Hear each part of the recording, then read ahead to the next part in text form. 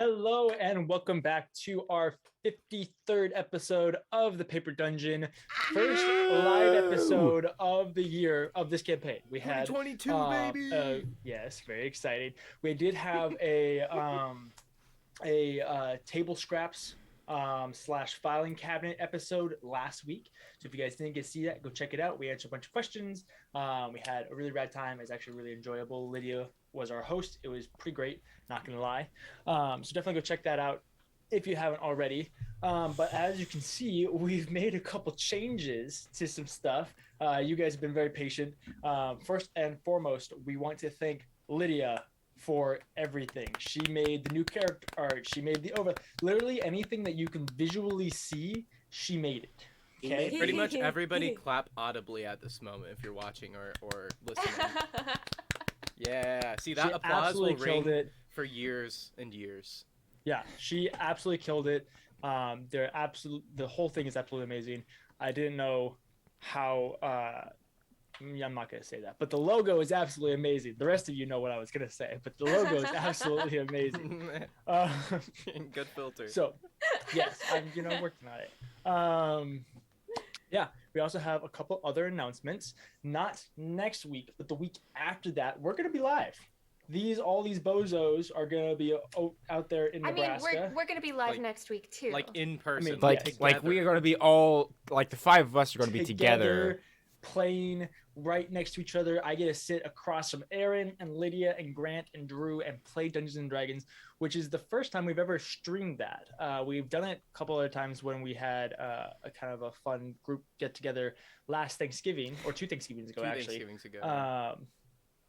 Yeah, that'll be the first time we've played like D&D on stream together in it's like gonna be IRL. Great. That's pretty cool. And I will very much be squaring up with my players and telling Aaron that even though he's right, he's wrong. You will all get to see the closest thing that you can get to where it all began for a lot of the D&D Actually, players. that's so true. Aaron's basement. Oh my gosh. Yet again, another milestone. You're going to see how small I am. Oh my gosh. We're planning on having Lydia sit next to Aaron, and I think she's literally a foot shorter than Aaron. Something like that. Yeah, it's going to be great. So yeah, definitely be on the lookout for that in a couple of weeks. Definitely tune in next week, obviously. We also will be having table scraps for the next couple of weeks. And so that's right. So come back on Thursday, sometime Thursday afternoon, for the next couple of weeks to be enjoying that content. There's something else we wanted to say, wasn't there? Commands. Oh, we have a few new commands. We've actually have like a bunch of commands and we've all just forgotten they've existed. So just go wild with words and maybe a command will come up. But we do have a new command that works. If you do !donate, that'll give you a link to our Ko-fi where you can help fund the Paper Dungeon if you are able to. There is no pressure, but anything is always appreciated. Yeah, if you like our stuff, kick a few bucks this way. That'd be greatly appreciated. That would be so rad. There's also the new command for Grotz, which is hella cute. So, you summon Grotz. Yeah, someone. Oh no, it's already happening. That being said, the last announcement, Lydia has a great store. If you guys haven't seen her stuff, unfortunately, none of us are actually wearing it. Cool. But it's really rad. And she's coming out with new designs. Good job, Aaron. Yep. So, definitely go check that out. Give her some love and support. We need her to move to Idaho, so y'all need to buy her stuff so she makes money. So, just go ahead and go do that. But otherwise, I think it is time for the magical moment, my friends. Oh, I'm so excited! Buckle up, baby! Buckle up, baby! Let's go ahead and get started with tonight's episode of The Paper Dungeon. Drew, roll the clip.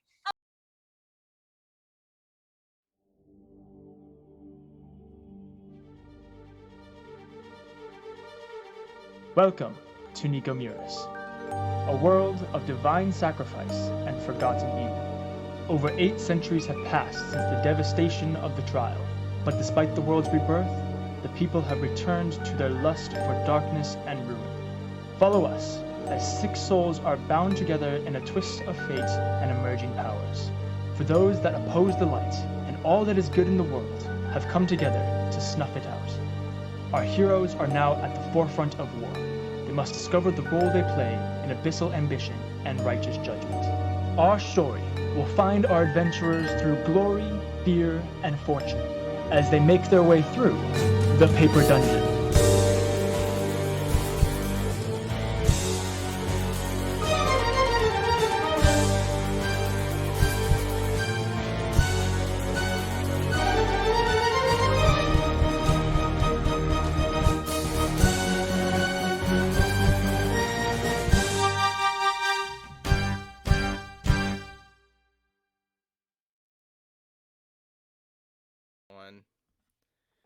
No, I'm not gonna start. Just a second. I have to finish watching. Oh, oh my gosh! Oh my gosh! It's so good. Huge Lydia made shout that. out to Lydia. Yeah, Lydia made that. She drew everything. She animated it. She put the words in. Go free to go look. That's for all my the little... voice talking. That's It's my true. impression of DJ. Yeah, What is it? There's like it's really good. There's like if you like suck and heal him, like your voice gets really high, and then was it like Argon and your voice gets really low or something like that? Yeah, something like that. I don't know if this has been said, but pretty much all of the new assets Lydia made. It's like a big deal. That's what I said. Anything visual, anything that you see with your eyes, Great, aside from us as We're people, that was made by Lydia. Okay, Yeah. I can't stress it enough. She's amazing. Oh my Okay? gosh. Including those sick character portraits in the bottom left with our Ooh, updated stats and moving there's- backgrounds and everything. Yeah. So I think Tarak's about to huge show shout up. out It's to pretty Lydia. sick. She's been working for like the last 2 months on all of this, and she hasn't gotten to. She's very good at making us all wait for stuff because we want to see it, and then she just holds it over our heads. She just sprinkles little details. She's like, "Hey, here's a little something." It And we're like, reminds me of a particular DM I know.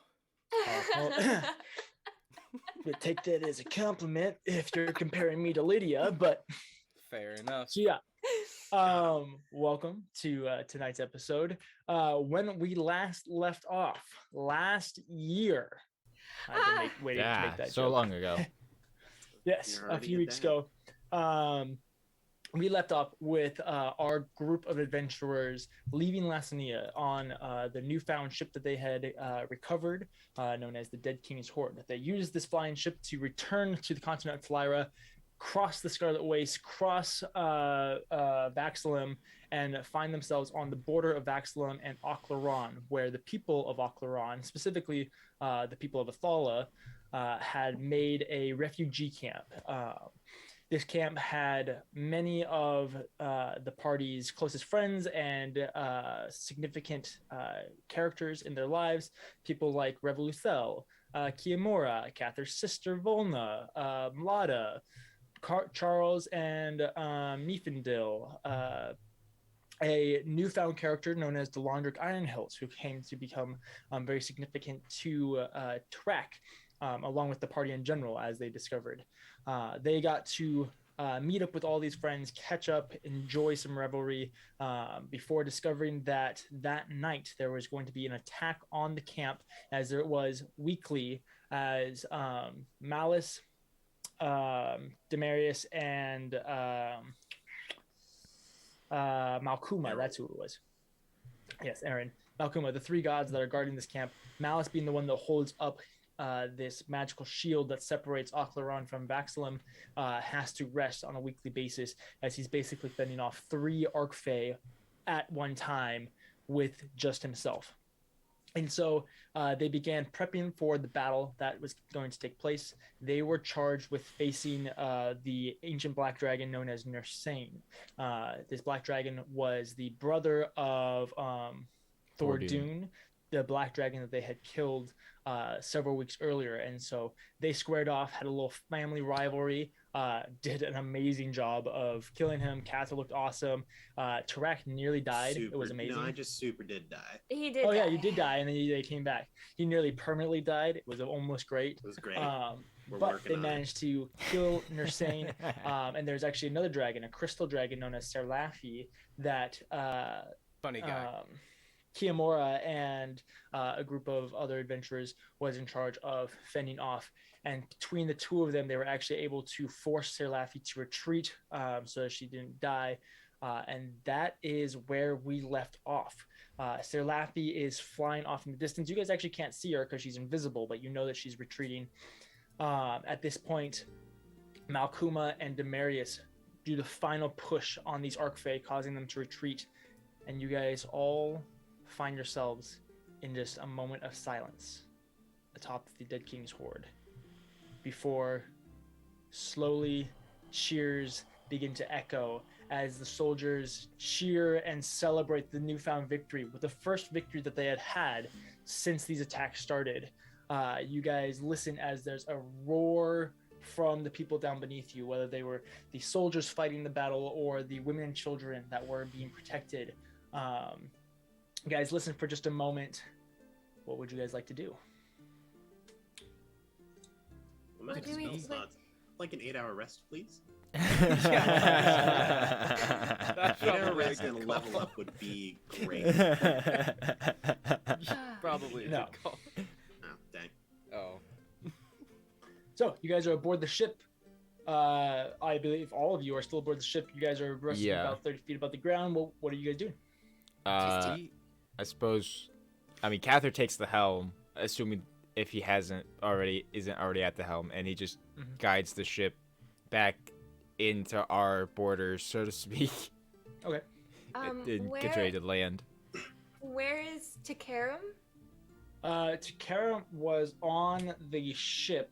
No, Takaram was not on the ship. He had gone down to try and heal Tarak. At this point, a little eagle goes floating as he's kind of vibing down before turning back into Takaram as he lands on the ship. He snaps his finger. Poyo reappears. Poyo, the red panda, reappears on his shoulders. That was amazing. Well done. We won. I can't believe we won. Oh, what did you Tarak, say? are you all right? I need to summon a new bat. Tarak, you better sit down. You fell a long ways. We thought I'm feeling you might great. have died. You did die. I had to bring you back. He did die? Yeah. Super good. Feeling stellar. I think perhaps we all need a bit of a breather. Honestly, we could pursue. I'm ready to go. I don't think that's a good idea. Really, sit down or something. I feel like dying merits a little bit of rest time, right? I'm feeling pretty all right. As he has like Take a bite out of a 6 quail. hit points. Look, I'm not used to this. Is there some sort of process we need to go through? I don't know. I've never brought somebody back to life before. I don't know what it is. You've been brought back to life before. I've been brought back, but I've never done it before. I've never brought somebody else back to life before. It's not that big a deal. It happens. By now, I assume I landed the ship. Yeah. So you guys have just slowly been floating over to where you normally are actually parked. As you guys have, everybody roll a perception check. Perception check. I'm so ready to bomb the first roll of the new year. No, guys. It's no. What'd you guys get? So Grant got a nat 1. I did. Nice. First roll of the year is a natural. It had to be a perception check. Getting it out of the way. Getting it out of the way. Coming off to a great start. I got a 24. Nice. I got a 7. The rest of us don't matter. 7 and nothing. So as this is happening, Riniya, you're talking kind of a little confused as to what kind of the moral practices and repercussions of bringing someone back to life could potentially mean, how that goes about.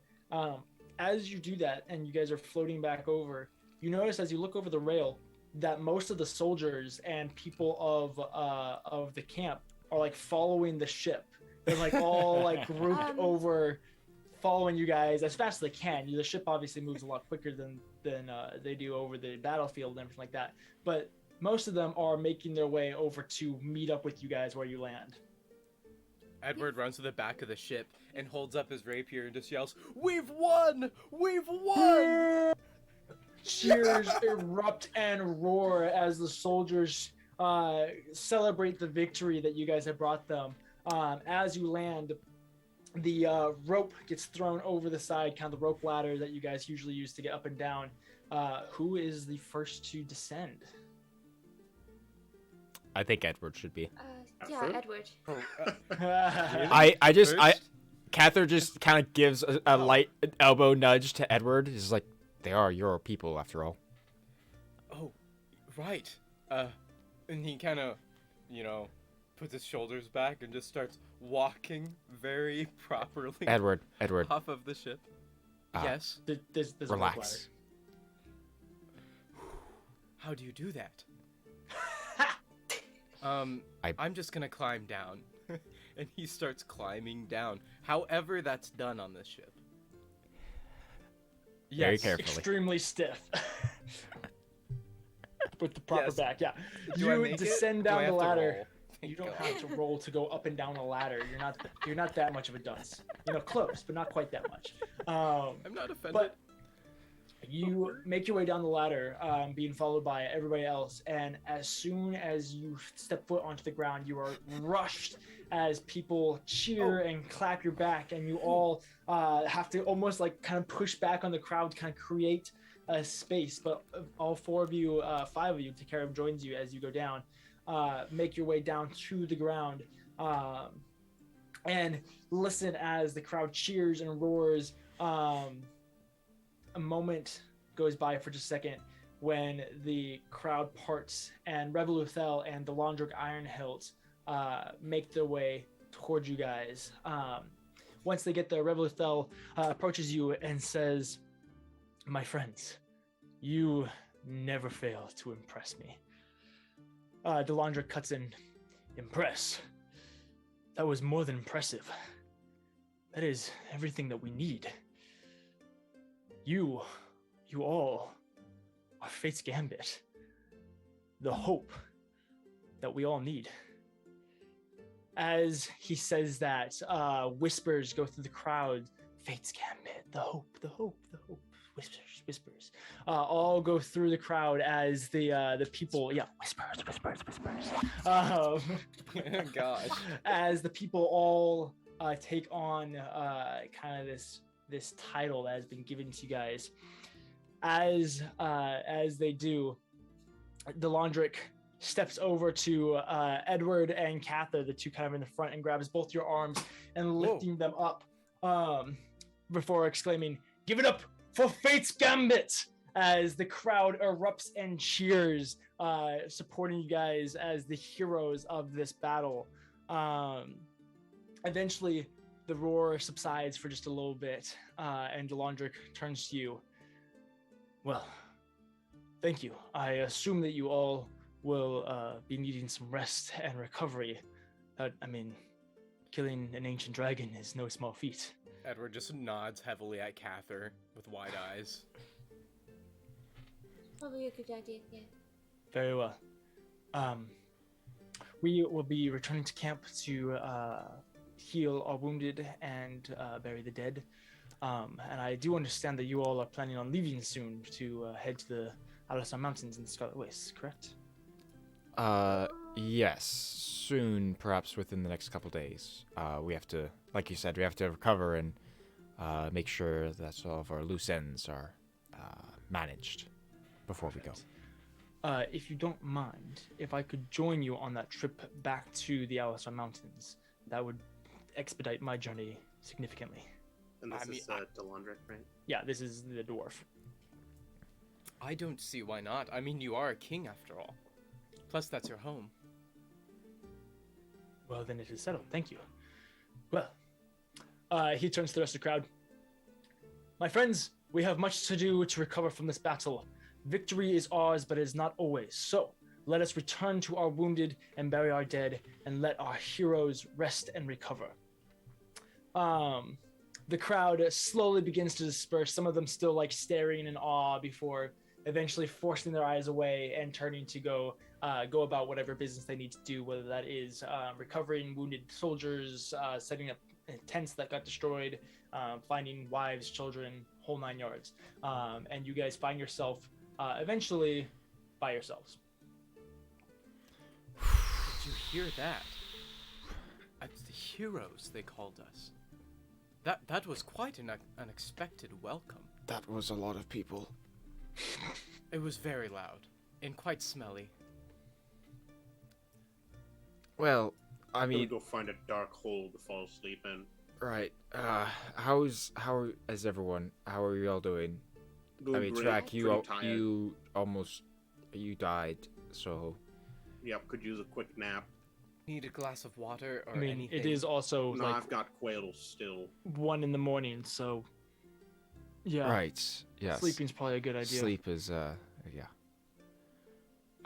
Edward, could I talk to you for a moment though before we rest? I would like that. Yes, please. Yes, Riniya. Before they do that, while we were walking around and things like that, Riniya was going to be scanning to see, not to interact, but looking for Malice, Kiamora, Lada, and Volna, just to see if they were all... Okay, roll perception check. 15. 15? Okay. Malice is pretty easy to spot.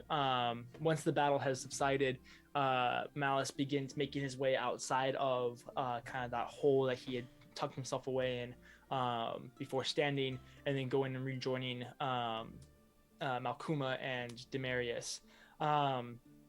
Looking about, you see that Lada was amongst the crowd of people pretty close to Revoluthel and Delandric, and she left with them. You haven't seen Kiamora yet.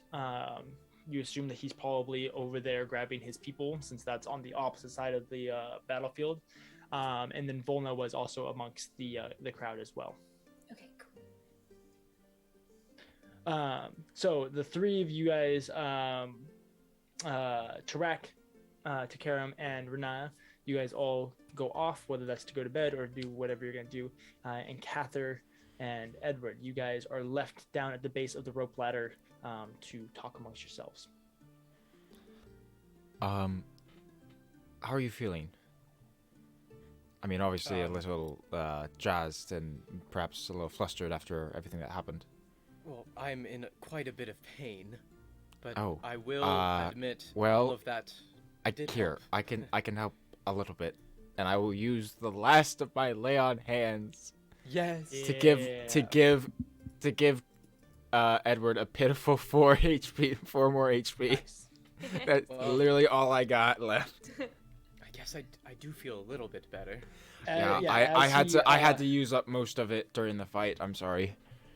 You actually do find that from all the stress combat and everything like that, like your muscles were pretty tense and kind of tight, and you're not any less sore or exhausted, but you're just feeling a little more loose. Well, and to further answer your question, as much as wonderful as that all was, I mean, we did just win a seemingly unwinnable battle. That's worth a bit of celebration. I would agree. Yes. Even though that happened, I am a bit nervous. Is it possible that they expect more from us than what we can actually offer? Sure, this was one thing, but we're talking a war that's spread across potentially multiple continents. And we're just, I mean, we've done amazing things, but even then we're still a small group. I think this might take a little more than a small group, you know. He called us the Hope. Can we live up to that? I don't know. I think you are right that there is potential that this is more than we can handle. But the fact does remain that we are what these people are looking to. And these people, your people, are looking to you now to give them that hope. About that, you know, I've wanted to have a bit of influence for a while, and I really didn't want that to be in the business, and, well, now the business is gone. Now, pretty much everything is gone, but the people are here, and I feel, maybe for the first time ever, like I fit. You know? I've never felt like I fit with my family or in the estate. I didn't know it at the time. But looking back, it's quite clear. Even here, I still feel like I'm surrounded by heroes every day. To be a part of Fate's Gambit, the group that rescued, the masses, that just, even that feels strange to me. But to be, a glimmer of organization, for lack of a better word, among the chaos and disorder, feels right. I want to thank you, though, because the gods know that I wouldn't be here today to do this now without you. And I don't know about, how involved the gods might actually be. But that doesn't change the fact that you have changed the course of history. Just you being here alone, I probably wouldn't be alive. None of us probably would be, I would imagine. And that's also something worth celebrating. I think that can be said for all of us. I mean, after all, you are the one who saved us in the Fae. All that time ago. That was terrible. It was. But if you hadn't saved us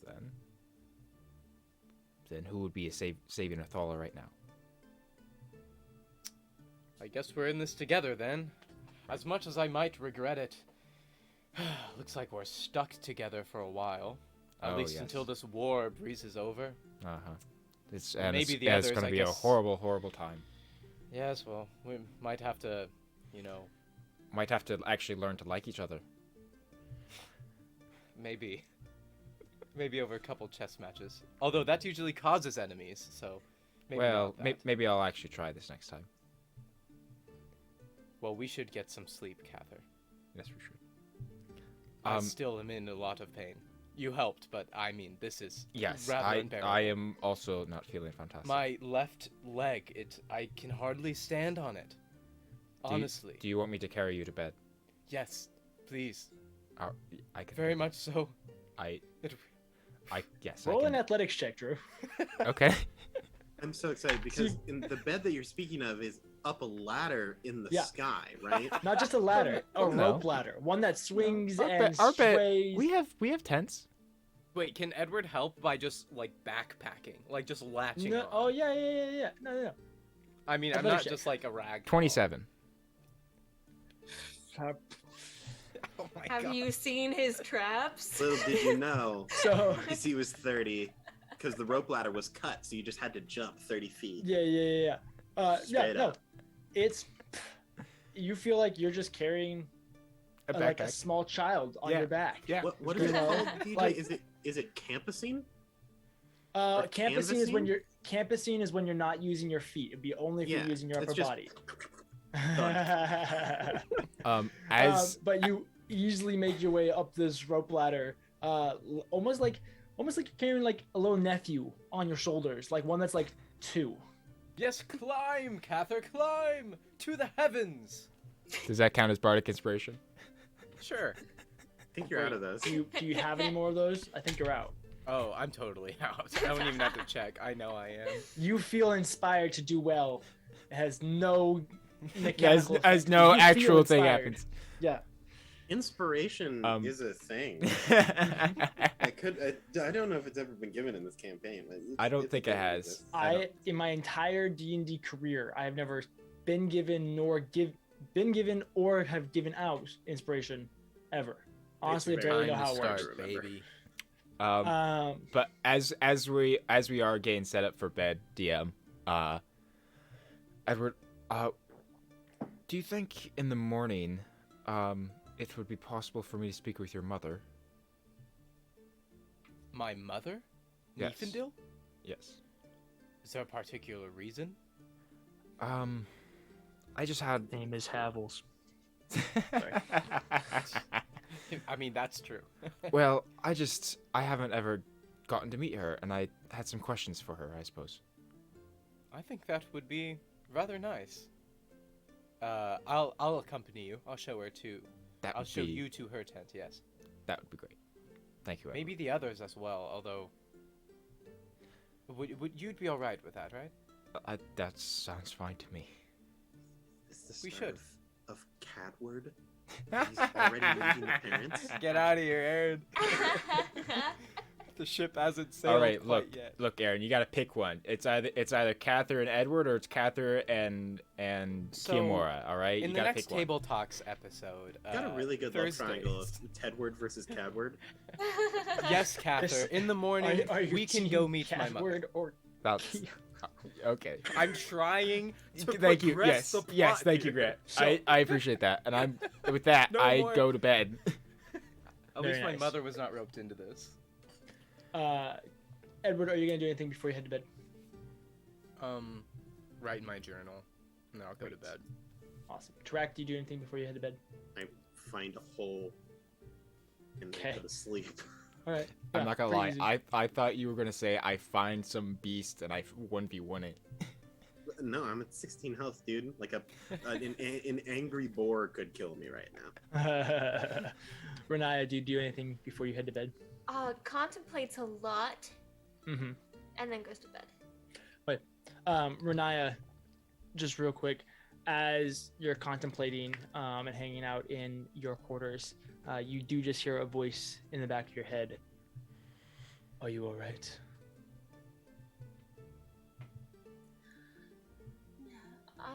So, yes.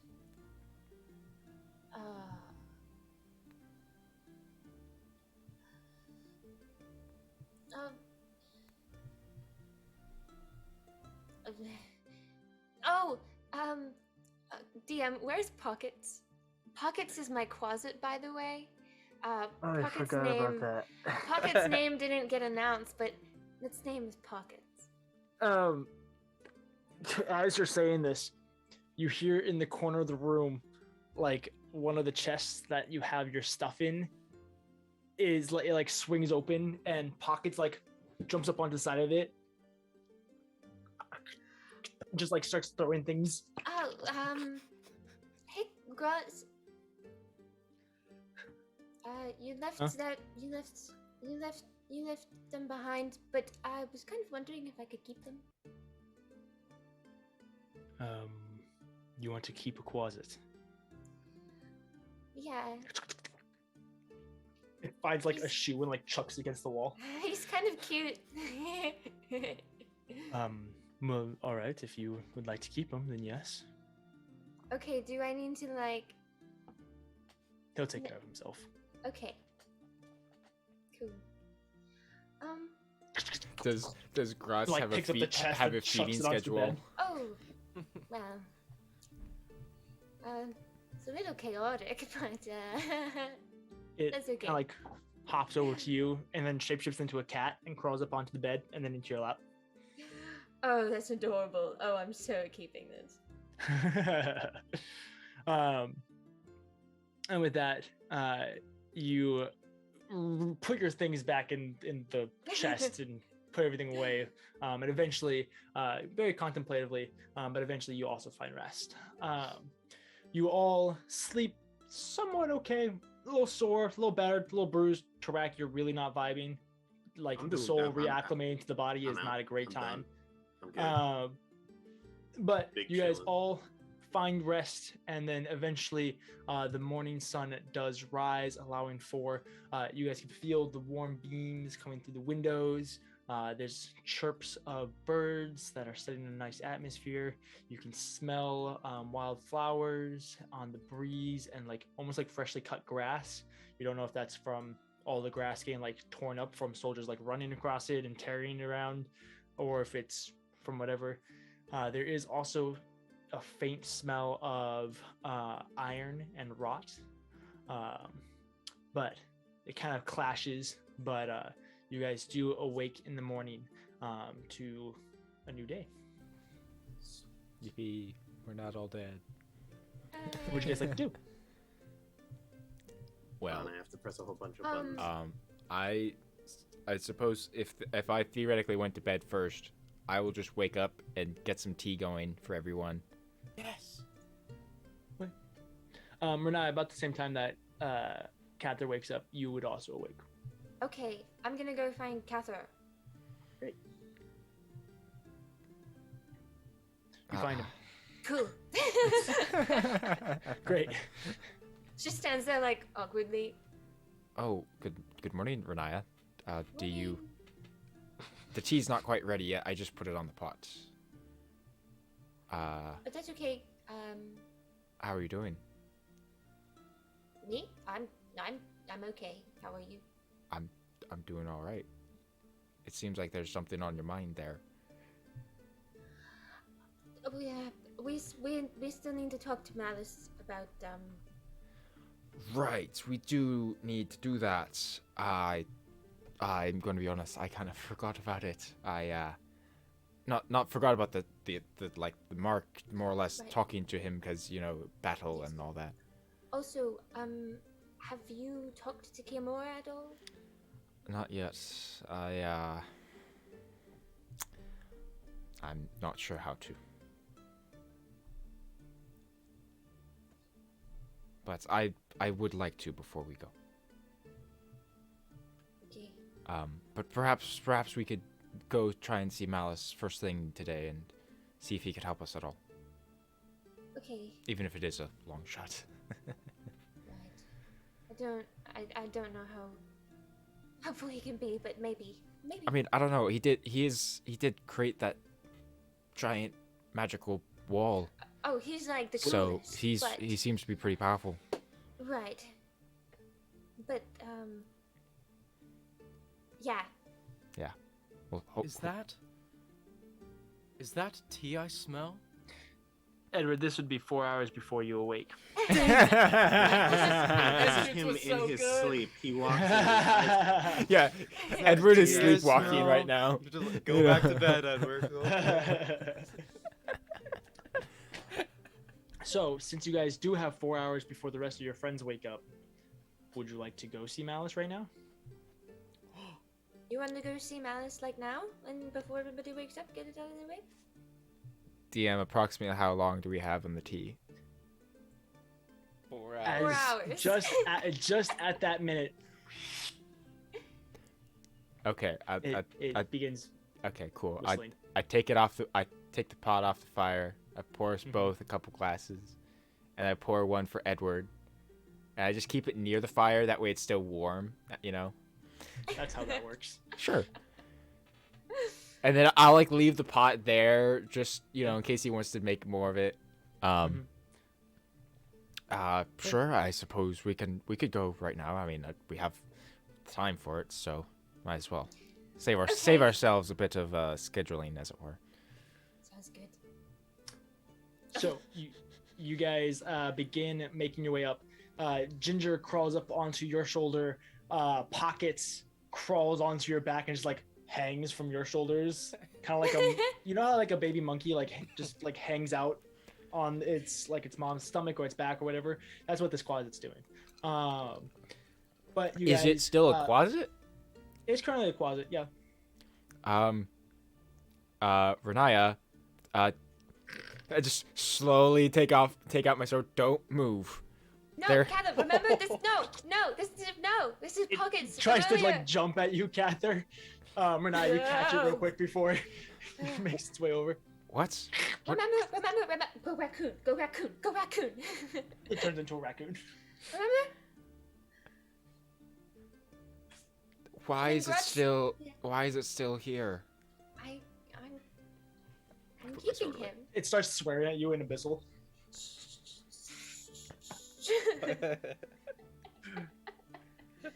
I mean, to be fair, that's not the strangest thing that has happened to us. I was just very caught off guard by the fact that there's a demon hanging on your back. His name is Pockets. Pockets.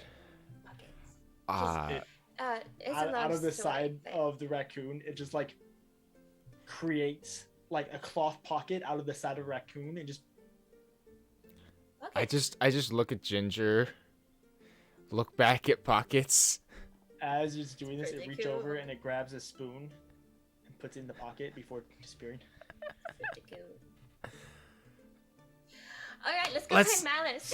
Yeah. That's what I like to call a bag of holding with legs. That's right. You guys make your way up onto the deck, down the ladder, and it's about 5 in the morning at this point. Maybe 5:30. The sun is not up. There is the cool breeze blowing through the wind. The stars are shining above. It's partly cloudy, so every once in a while there's these dark absences of the stars from the clouds. Kathyr's just eventually you staring make- up at the sky. Kathyr trips on a rock as he's not looking in front of him in the dark. Ah! Dang it. Heather, are you okay? Oh, yep, I'm good. I'm fine. You should look where you're stepping. Uh, It's dark. Yeah. Okay. It was Tarak. It's just, why is Tarak sleeping on the ground? Why is Tarak in this hole? But you guys eventually make your way across the camp over to you can see Demarius and Malkuma are both awake and patrolling the border as the Shimmering Shield is not quite up yet. And as you approach kind of the area that these three gods mainly will recreate, basically, you do see Malice. He has his legs crossed and just his hands on his knees, just kind of floating about 10 feet off the ground, which as you approach him, with his sheer like massive scale, it looks like he's like floating like a foot off the ground until you guys actually get close enough to him to understand that he is quite high off the ground. But his spindly, kind of malnourished figure, very, very, just he looks thin and tired as he kind of rests with the low glowing halo around, a little bit fainter and kind of just ever so slightly pulsing with the featureless kind of wrinkly face, long wrinkled face down beneath the halo. Just kind of resting there. You don't know if he's awake or conscious or really what's going on with him. I just look at Riniya.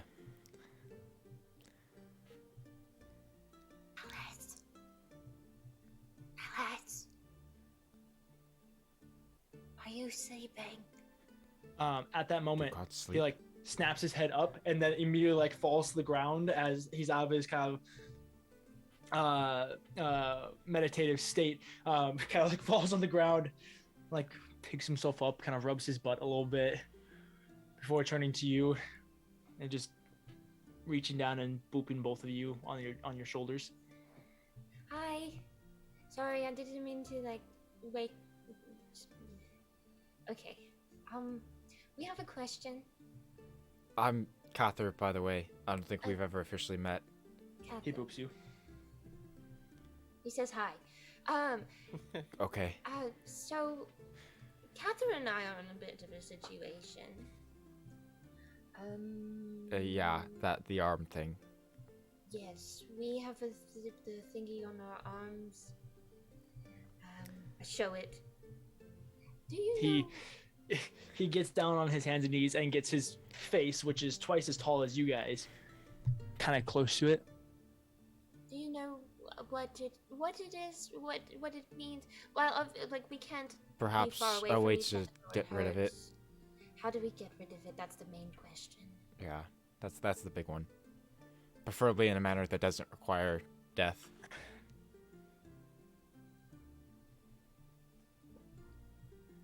He like starts scratching his chin a little bit. Does he know sign language? Do you play charades with him? Is he Sometimes trying to he'll- communicate right now? He'll get like He- these little images in his hands. Yeah, as you're saying that, he kind of sweeps his hand in front, and a little, almost like a disc or an orb appears in his palm. And Kathyr, you see an image that you recognize. You watch as this almost like Egyptian style, hieroglyphic style painting of a woman. She is completely naked, but with luscious, thick, long hair that comes and covers her front and her back, standing, towering over the land. You can see at her feet are tiny, tiny little soldiers and humans, and then behind her are these 6 monstrous figures. As she stands there, she is pointing out in front with this long rod in front of her. As that image comes to fruition, it begins to move as the arm extends and the rod extends out, and these 6 monstrous figures charge forward past the armies. The camera kind of pans to follow these figures as they go across this field and ravage the opposing forces. Eventually, the scene. Oh, what just happened? We can Oh, still where's it see on? you and hear you. You can still see me. My Yes. my.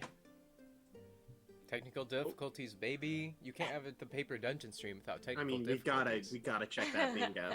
The there we first go. stream of the year, baby. Sorry, I apparently unplugged one of my monitors somehow. Impressive.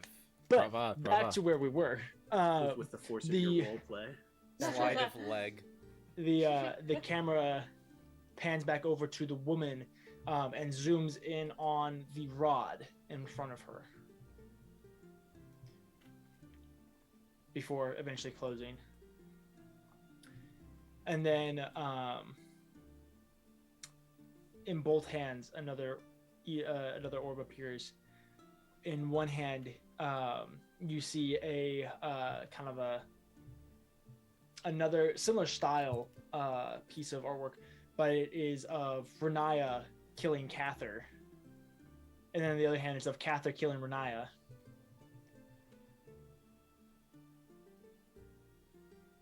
Yeah, and we know that's how you like get rid of it.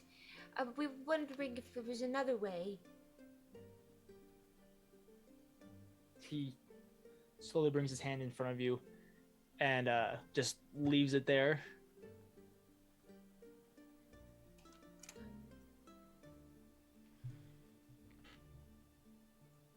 You want like the rod or something? I have Ruat. I take Ruat out. Give it to him. You place this little 6-inch, well, I think it's actually 10 inches, actually, if I remember. The little 10-inch rod in his massive hand that you guys could sit on. And he like slowly kind of like fishes it to the point where he's like pinching it.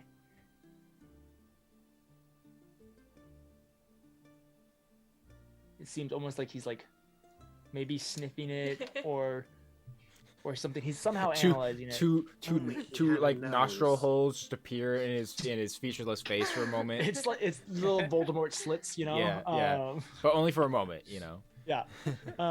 It's like fish gills. They just open, and then you smell them when they close again. That's horrible. Really Well, adding you to know, the Eldritch Horror. Is this the canonical? slit goes down the middle of his face and it opens up and you see Ew. this gorgeous face appear as he It's, Yeah, just kidding. it's the handsome Squidward.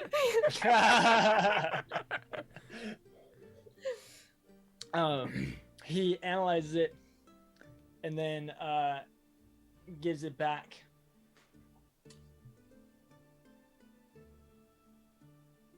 He looks at you, Kathyr, Mm-hmm. and you immediately have almost a sense of like knowing dread, where it's like you and him are clicking and you know what he's thinking and he knows what you're thinking, and it's not a great idea, Mm-hmm. but you're both thinking it. Mm-hmm. What are you two doing? What is that? Why are you looking at each other like that? What does that mean? What do you think? What's going on? And you know that this would be about your special situation.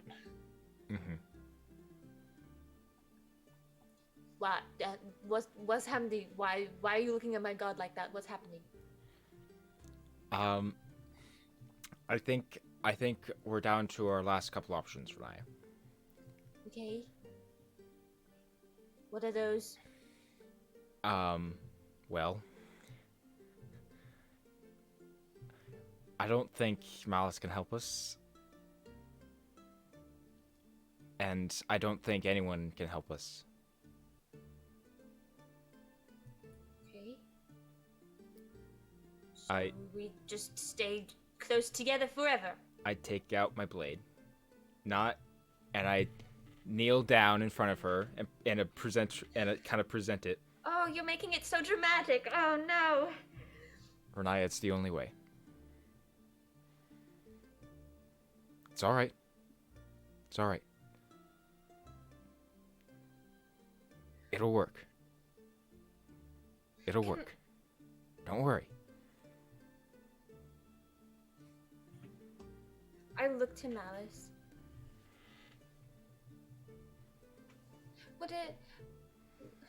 We'll be able to bring him back though, right?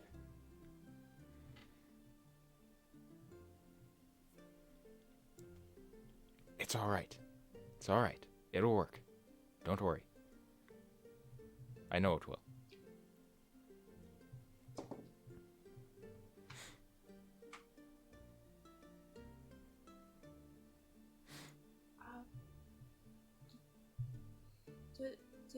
Do I have to use that? Would you rather use something else? It's okay. That's.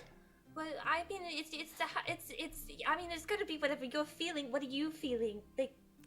I sheathe the blade, and I just simply kneel and lower my head before looking up. However you want to do it.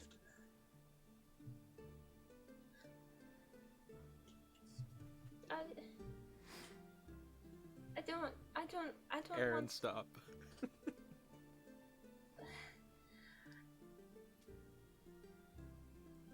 Kathyr, are you sure? If this goes wrong, what will the others think? They're not gonna believe that I was just casually, I look to Ginger. I take Ginger and set her on the ground. As you go to set her on the ground, she like puts a paw on your face, and then you like slowly kind of pull her away, and she just like reaches out to touch you as much as she can before you set her down on the ground. She like slowly crawls over to you, Riniya, and then like starts to go up your knee before Pockets like kind of like comes around your back and like hisses at her. So she like scrambles back down to the ground.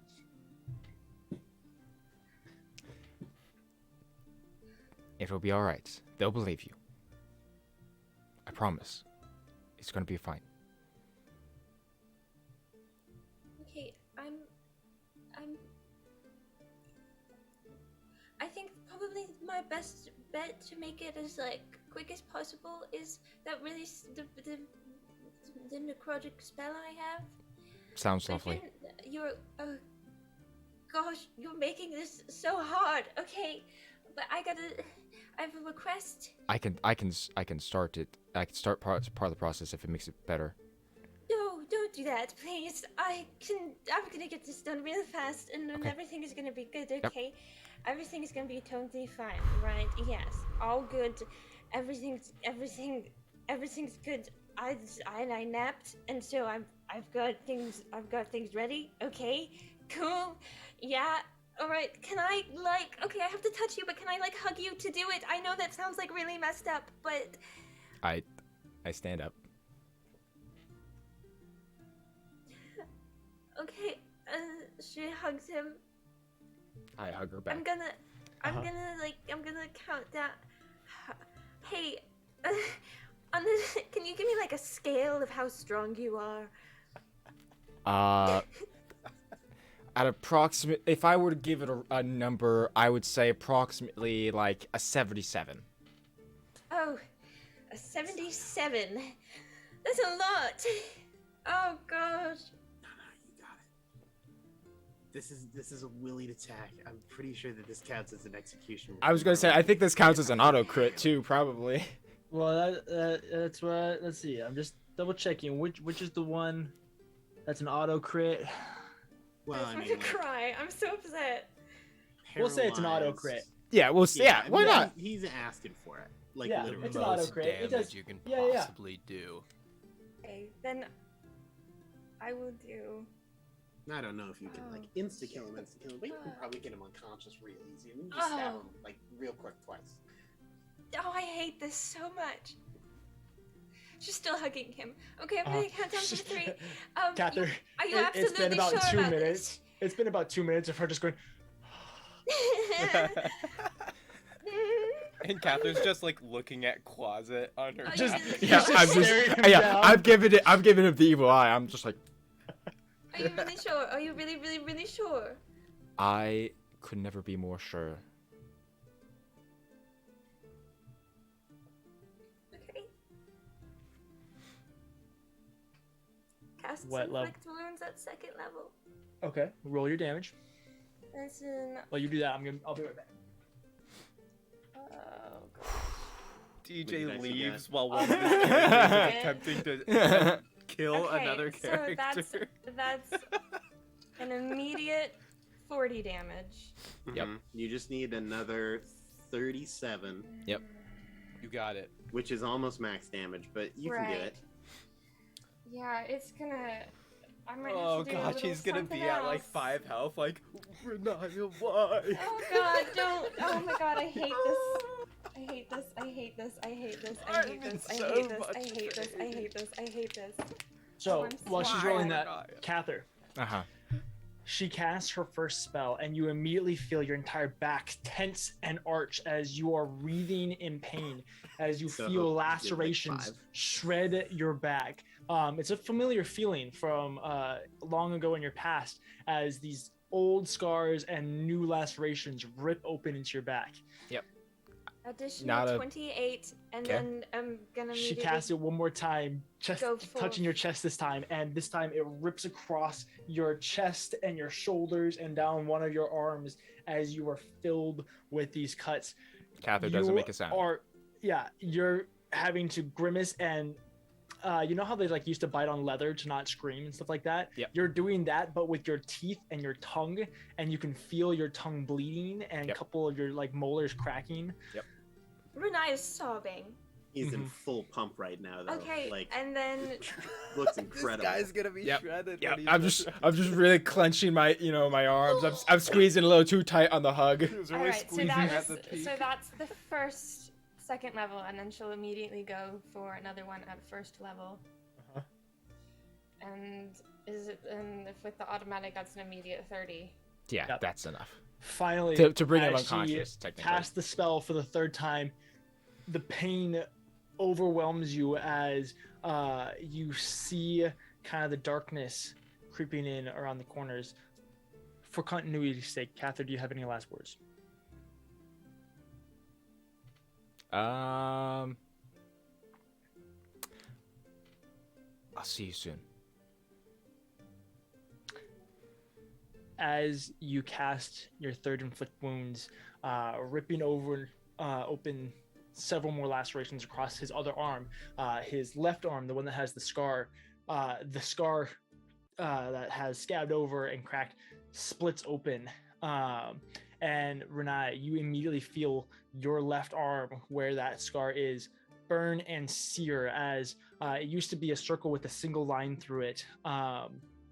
It now finishes off, so it has a single line and then a very similar outline to the crystal on the end of the rod. The one single jagged crystal on the end of the rod etches itself into your skin as it burns and sears, and this sense of hatred for what you just did, but at the same time immediate relief, as if a weight on your shoulders has finally gone away, knowing that you are now the one true owner of Ruat.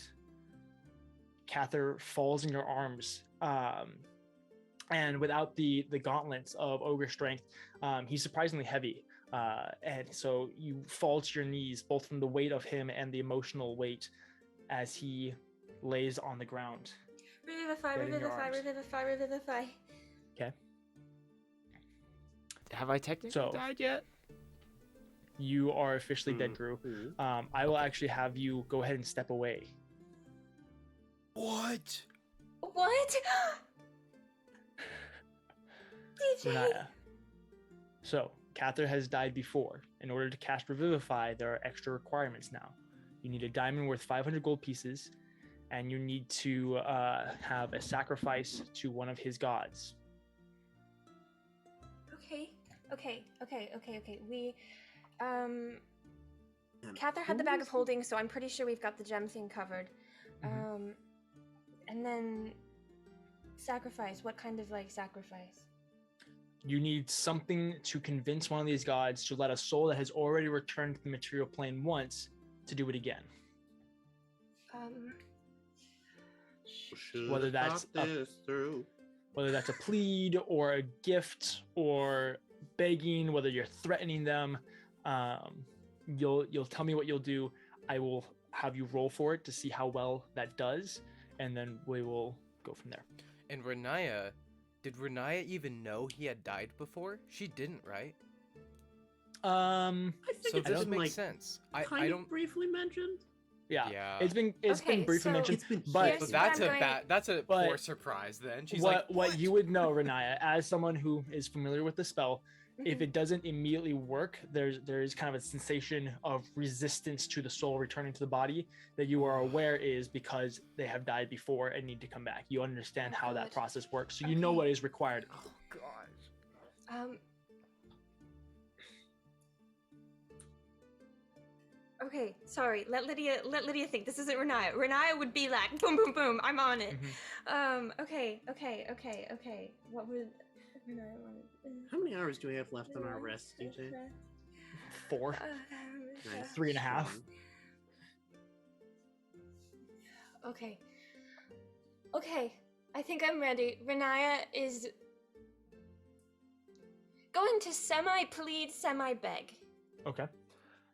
You pull out the diamond and begin going through the ritual of Revivify, casting the spell. The diamond almost disappears into this dust that settles over Kathyr's entire body and kind of just gives him this little shimmer. And this is when you sense that resistance. There's something else that you have to do in order to quite get this going. What are you going to use as your sacrifice? Okay. She's just gonna kind of like hold him, like real close, and then Yeah, you pull him up. she's just gonna be like,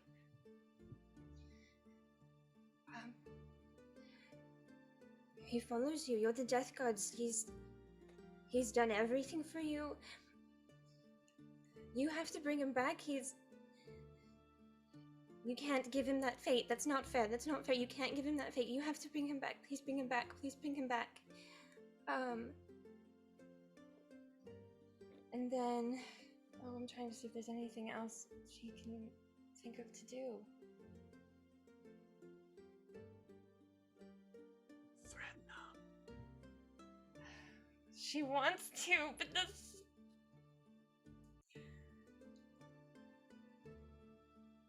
Oh, yeah, okay, that's not fair. You can't make me do that. That's not what I wanted to do. I didn't want to do this. You can't make that the end. This isn't the end for him.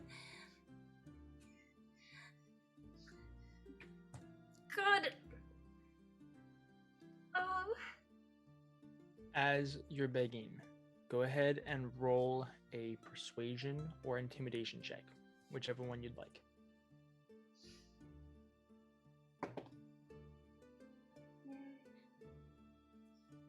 That's a 16. Okay. As you sit there holding him, almost rocking, begging, your voice cracks as you're saying all this. And you watch as the shimmer from the diamond dust slowly begins to fade as the minute goes by and the body slowly goes cold. No, this can't be it. No, you can't do that. That's not fair. You don't have that power. You don't get to say in this. I didn't ask for this fate. As this is going on, Malice slowly steps forward and just almost like a blanket rests his hand on your back.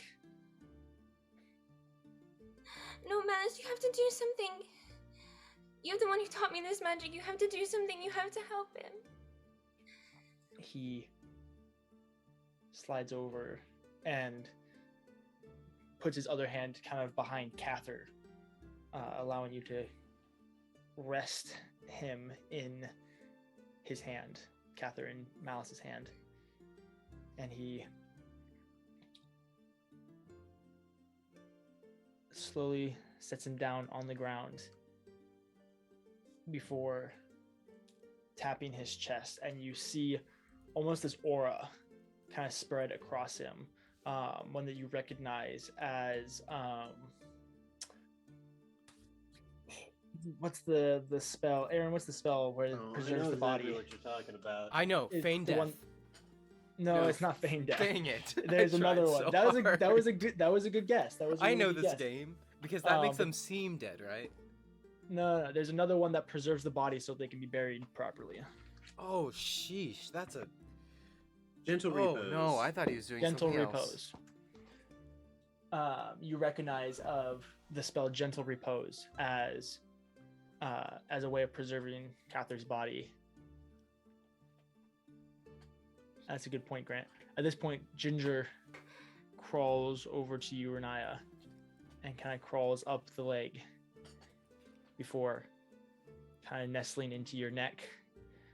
Pockets turns into ginger, but like a little bit of a deeper maroon instead of kind of the ginger color of ginger, kind of a deeper maroon.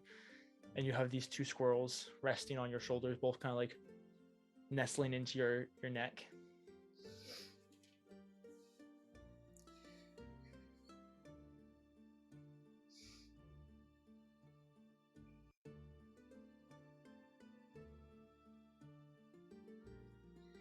You don't give him back.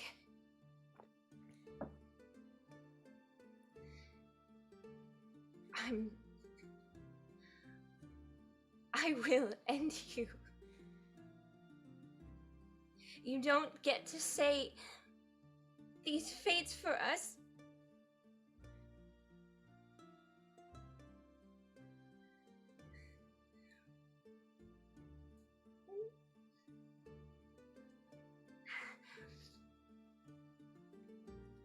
Riniya, is there anything you're going to do in the next couple of hours before Edward and Tarak wake up?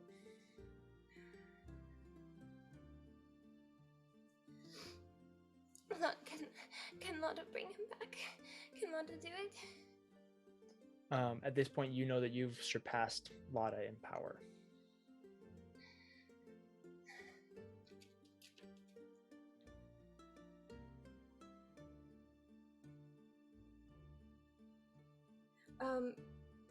This is gonna be in her head.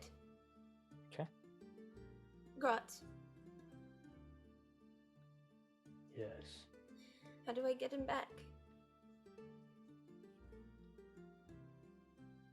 You can go to Elysium or Mount Celestia and kill everyone you see until you find his soul. Put it in a jar and bring it back to his body. Otherwise, I don't know what else you can do. It's not fair. I'm supposed to be able to bring him back. If I can't, what do I do if I can't bring him? I'm sorry.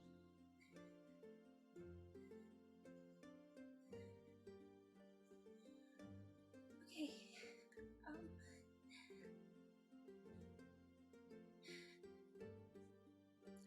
I can't go back to the others. Not after I killed him.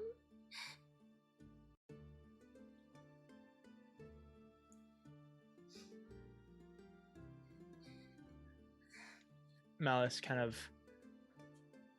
like pats your back as gently as he can. It feels like a cow like leaning against you, or like a large animal like leaning against you. So you just like kind of get pushed forward before he stretches out his hand and orb appears, and the scene between you and Kathyr where he is telling you to end him replays. And another one, he sticks out another hand where it's a third person perspective of Malice showing that scene to Edward and Tarak. No, this isn't cool. I worked really hard on Cathyr's character art. That's what I was thinking. Plot's armor. Sick reveal, though. Fun while it lasted, eh? 30 Drew got minutes. 45 minutes of glory. You got to keep them coming because next week they're gonna have to see the new art, whole new Mhm. reveal. It's gonna be a great. Stop, Aaron. This is a moment of distress. Don't make it worse. I'm so sad. So, I will ask you, She just stays there. Edward, you wake up. Hmm. You wake up to the fresh smell of some nice jasmine tea, kind of, what is it, wafting? Wafting? Wafting. Wafting, thank you. Warfing? I don't know how to pronounce it, I'm sorry. This tea is warfing. As it drifts through the interior of the ship. Jasmine. My Shut favorite. up. Jasmine, he's saying to himself, Mhm. in bed with his covers. Wait, with his covers? Jasmine, you know, it might be my favorite now. It's been oolong for a while, but it's just so smooth. Gets out of bed. You get out of bed, and and he you go follows to the smell of the tea. perfect. You go and you can see there is a teapot resting over a little bit of an interior fireplace that would allow you to heat tea, and then there is a mug of tea in front of it as well. Kathyr, you didn't. What a sweet guy. And he takes the cup of tea near the fire. You go and you grab the cup of tea, Is it and too much hot? like any other piece of ceramics that are left right next to a fire for 3.5 hours, you immediately burn your fingers No. as this is piping hot. Ow, ow. Idiot. He's such an idiot. And can I use like healing word real quick? Yeah, you heal yourself real quick. Okay. Like, ow. And he'll grab like a piece of, I don't know, leather or like his blanket or Mhm. something, like thick Mhm. fabric, and grab it. Yeah. Okay. Blow on it a bit and try it. You immediately scald your tongue and can't taste anything. Healing word. That was a stupid idea. I was hoping it was worth it. Is there another mug? Oh, this cup that's too hot for me to touch. I guess I should drink from it. We're gonna spend the next 20 minutes on this tea arc. Yeah. Edward Just somehow more often, manages to just- get himself some tea. Just Edward and Tarak having fun. I think he's great. I wonder where Riniya and Kathyr are. Speaking of which, you do go about your morning. Do you have anything specifically you'd like to do in your morning? Not really. He'll, play his lute a little bit, maybe Okay. write a little bit in his journal, ditz around. Yeah. While this is all going on, Tarak, you wake up feeling somehow refreshed and yet like you had the worst sleep of your life. I'm in bed with covers on, and by that I mean in the hole with a large leaf. Right. That's true. Is that jasmine tea? No, it's not. It's just smell of corpses. I'm so excited after a day of constant death to be greeted with just a painless, deathless morning. I wonder where the rest of the party is. I should probably check on them. I'm sure that they went to sleep in the tent. I'm sure that they're all probably gathered around a completely normally heated, I don't know, perhaps a pot of jasmine tea, like I thought I smelled this morning. I should probably check. I hate you guys. I'll skip, hammer in hand. Meanwhile, cut to Edward playing the lute, like all happy. It's just You a two, and then montage. cut to Riniya, she's sobbing over Kathyr's dead body. For 4 hours, covered in blood. I can't wait for Kathyr and Riniya to get back. You guys suck. I Revel in our I go glory. to where Edward is. Yeah, you go up the rope ladder and meet him in kind of the cooking quarters. Edward, Tarak, is that you? Edward, how was your morning? Oh, it's been splendid. After the victory last night, I can't help but have a smile on my face. Was, Kathyr made the some best jasmine sleep tea I've- for us. you know how much I hate it. Do you want to drink it anyways? Of course. All right, I'll Down pour you a mug. This is much too hot to drink. I know, you have to let it cool. Speaking of Kathyr, where Mhm. is that man? I don't know. He wasn't But you here, know he- them. They'll wake up early, him and Riniya. I'm assuming they well, are well. somewhere. Riniya's gone too. I mean, let me think of the possible places they could have gone. Do you think they would have gone together? Yes, probably. I mean, well, here's the thing. Kathyr wanted to meet my mother this morning, so he'll probably be here any minute, and then we can all go and meet Nifendil. It'd be great. That's very fair. That's very fair. I have no desire to meet your mother. That's At fine. this we should point, do it anyways. It's courtesy. You guys kind of hear, hello? Hello? Hello? Hello? Anybody on here? Yes? Just us skeletons. I didn't... Edward? Tarak? Is Who that is you? it? It's Kiyomura. Kiyomura? Ah, yes, I No, opened the door. Kiyomura! Edward runs to the door and says, You're here! And he gives him a hug. He embraces you tightly. First and foremost, congratulations to you on killing Hossein. And thank you for your help with Salafi. She was terrifying and difficult to deal with. I understand. I'm literally terrified every single day. Yes, we're just waiting for Kathyr and Riniya to get Yeah, back. I don't suppose that you've seen either of them, have you? I haven't seen them this morning. Well, what brings you, to the abode? Well, I was actually kind of hoping to talk to Kathyr, so I suppose we should both try and find him. Also, Tarak, it's pronounced boat, not bode. I said abode, like a boat. Yes, a like, boat. Like one It's a word, T. as in like a residence or a living area, like an abode. Oh, abode. Yes, that's. Oh, isn't what that I've funny? said I 5 totally times. I totally thought you were trying to say boat. Oh, I You think- will. What? Do we have any way of contacting them?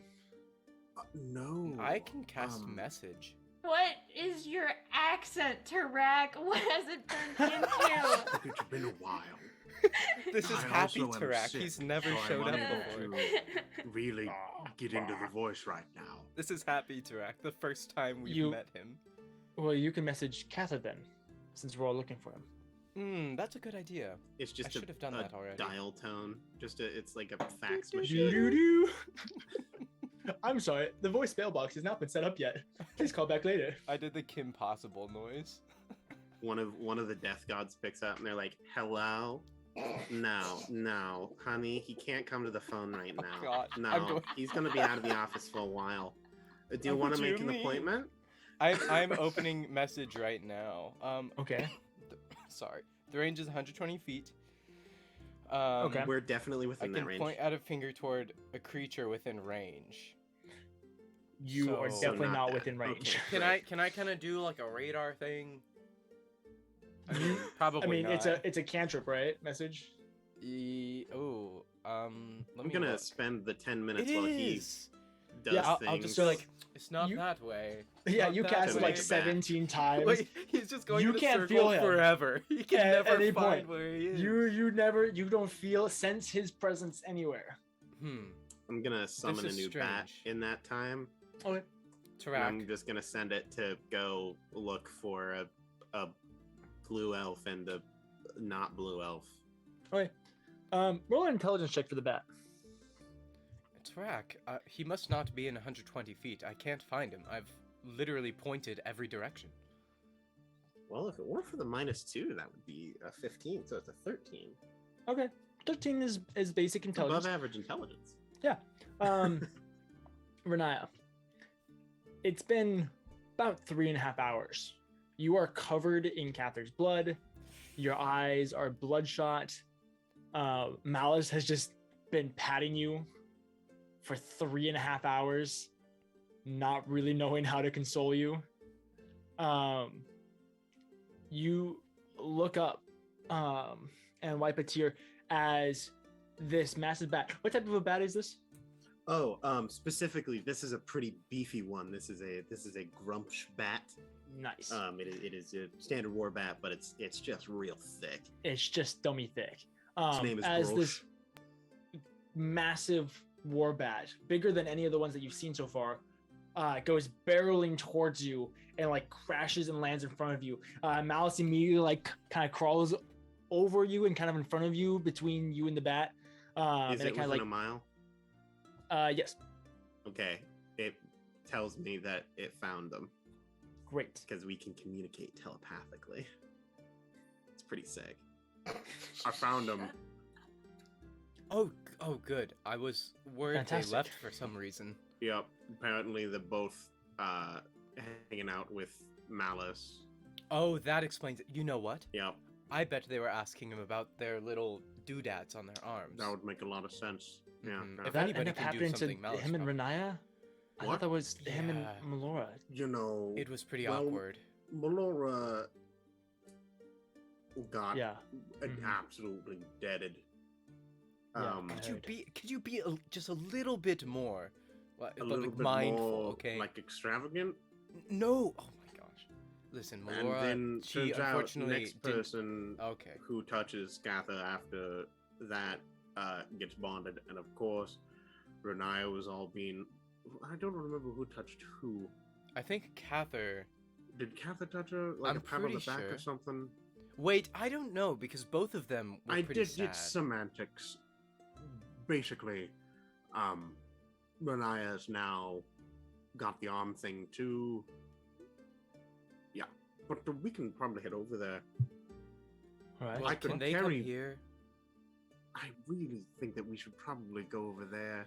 I guess. I mean, if it's Malice the morning. is We there, gotta get the blood pumping. I'm sure that they've been out exercising and having a great time for the it's past 4 probably hours. yes. You know, the morning weather is better than the day weather.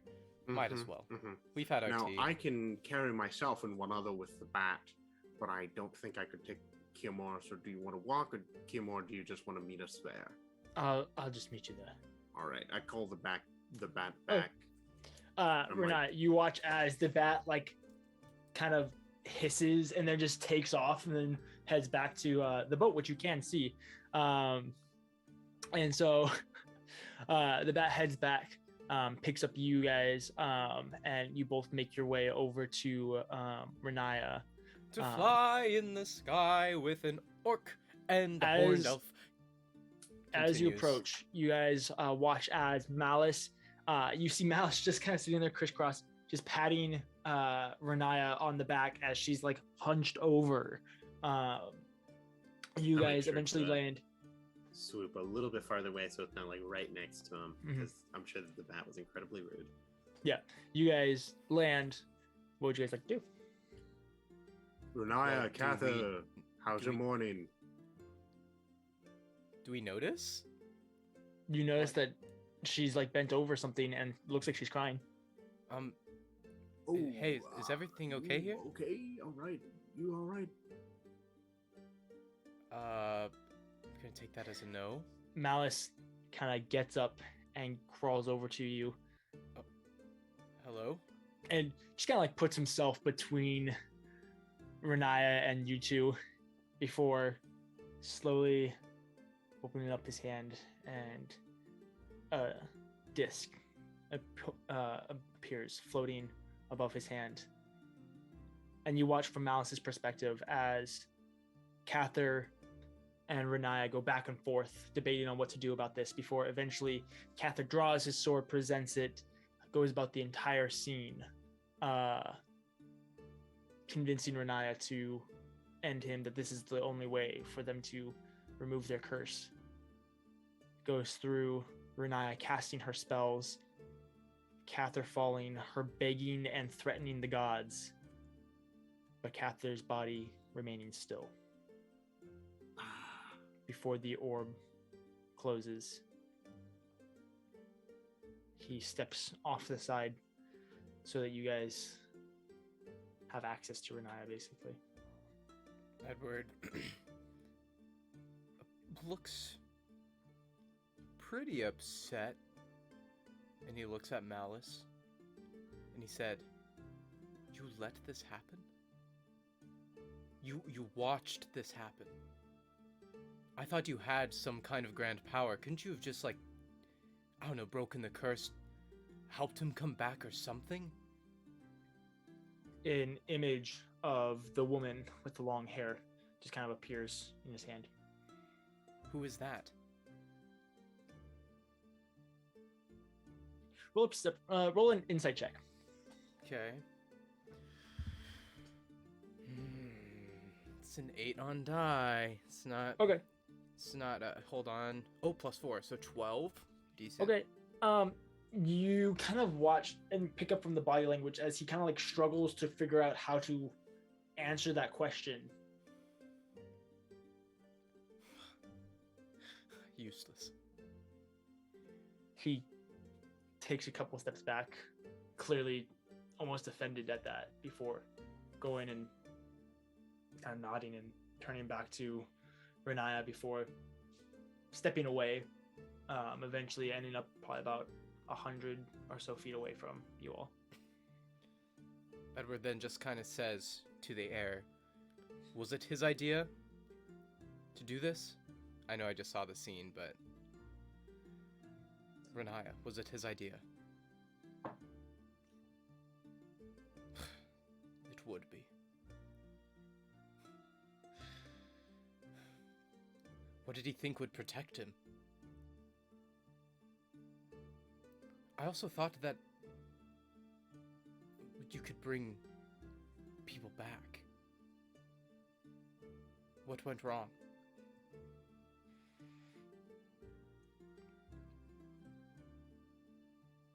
I need to know what went wrong.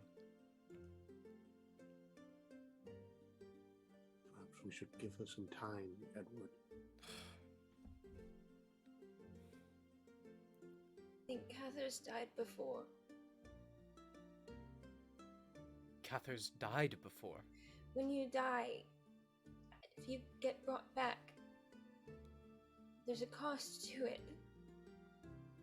And if you die and get brought back more than once, that cost goes up. And I didn't have enough. Did you know? Didn't know he had died before. Why wouldn't he say something? Perhaps there is something that he knows that we don't.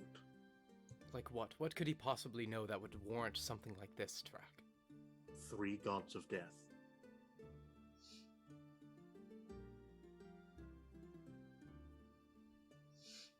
And do you think they can somehow make this better?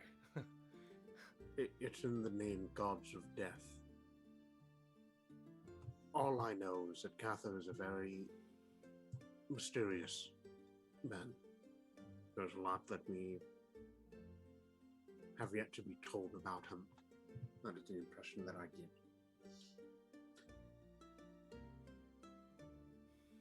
I don't know if there is anything or if there isn't. But perhaps there's more at work here than what we can see. So what are we supposed to do in the meantime while we wait for the gods of death to get their stuff together and bring Kathyr back? What are we supposed to do? He was kind of the one that called the shots here a little bit. Like, where do we start? Where we were going to. He was kind of like our compass in a way. I felt. At this point, Kiyomura comes jogging up, his staff hanging on his side. I turn around and do it quick. He kind of stops him. What's... A bit of time. Little bit of time. Just give us like an hour. Just jog back. We'll get back to you on this one.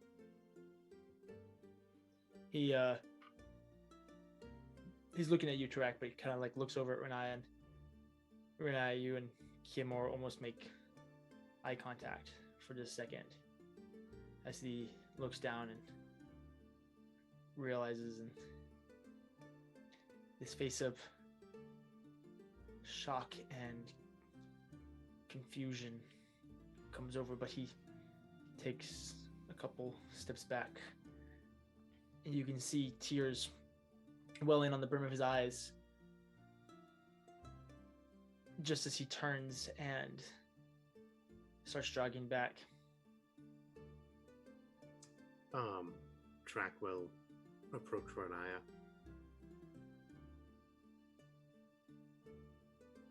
Hey, things aren't great right now.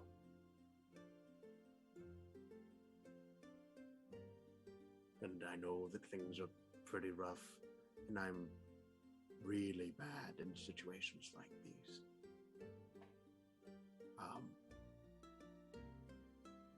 But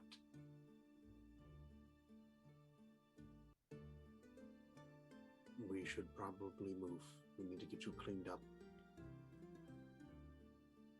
Edward kind of walks over and just kind of like hits him, not hard, just like, you know, that kind of hit on the arm, and just says, "Listen, we don't have to hurry through this. It's fine. Just we can be here for a little bit." And Edward kind of walks around Riniya and then just kind of takes a seat, like next to Kathyr. It looks at Riniya and says, "Look, I know that this is what made sense. We were all behind it. It wasn't just a choice you made, especially if he was for it. Gosh, you know what? He left my cup of tea next to the fire and it burned me. This seems like something he'd do. But it didn't turn out the way we expected. Gonna have to live with that for a while. If the death gods decide to have a bit of mercy, then it'll happen. But this wasn't you, okay? Plus Malice was here. He could have said something. Kathyr literally, basically... Talk. Oh yeah, I guess you're right, but Kathyr literally begged you.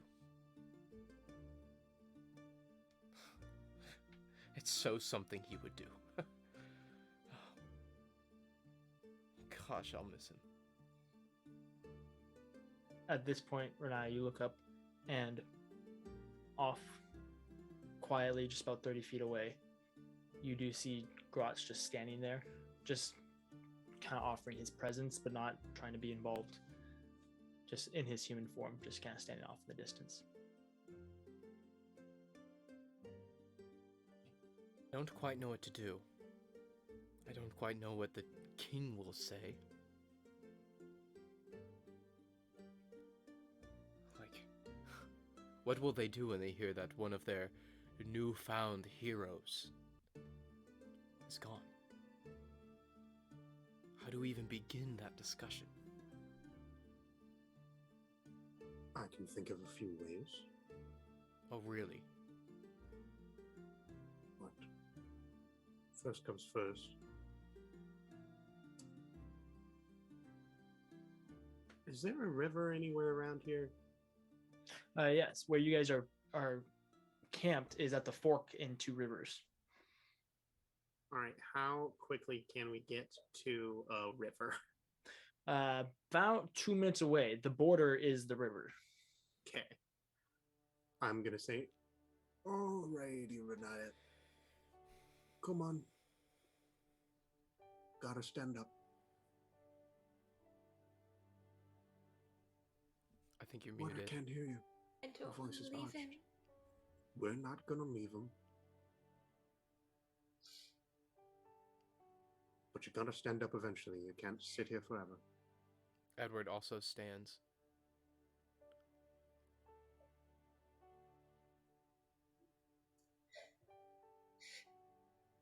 I don't want to let go.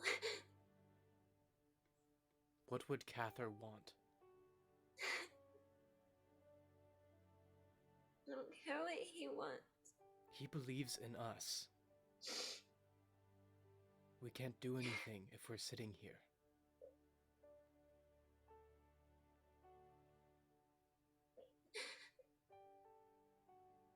I'm kind of wait for Malice.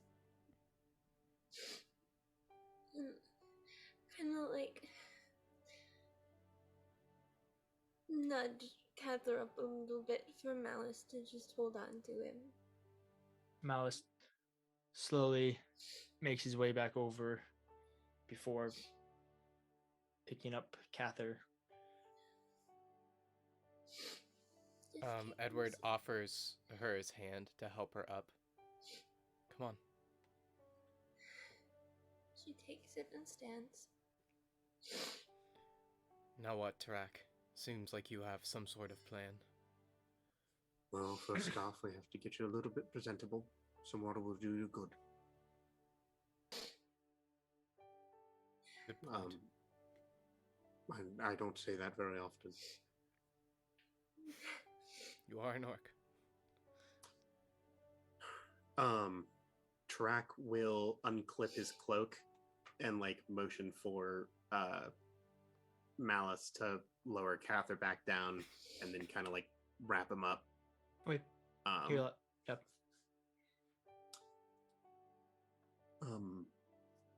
Malice, if you could just actually, I can take him. What? He allows for you to hold him in your arms. All right.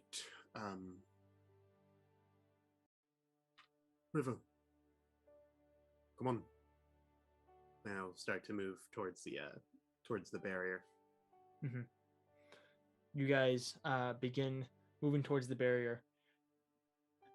As you do, there's a couple things. There's actually not a barrier currently, as Malice has not put it back up. Should get on that. As you guys approach the river, you see the 3 Archfey. Not Ooh. challenging, not really even close, just on the other side. How big you is watch- this river? Like width?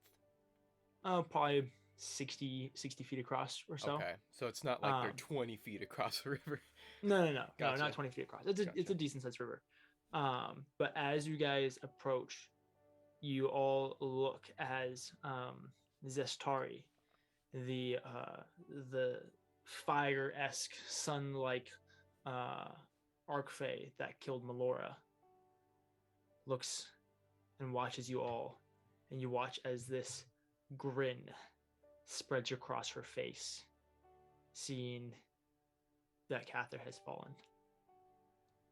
And she just sits down with her blade across her lap and just smiles and watches.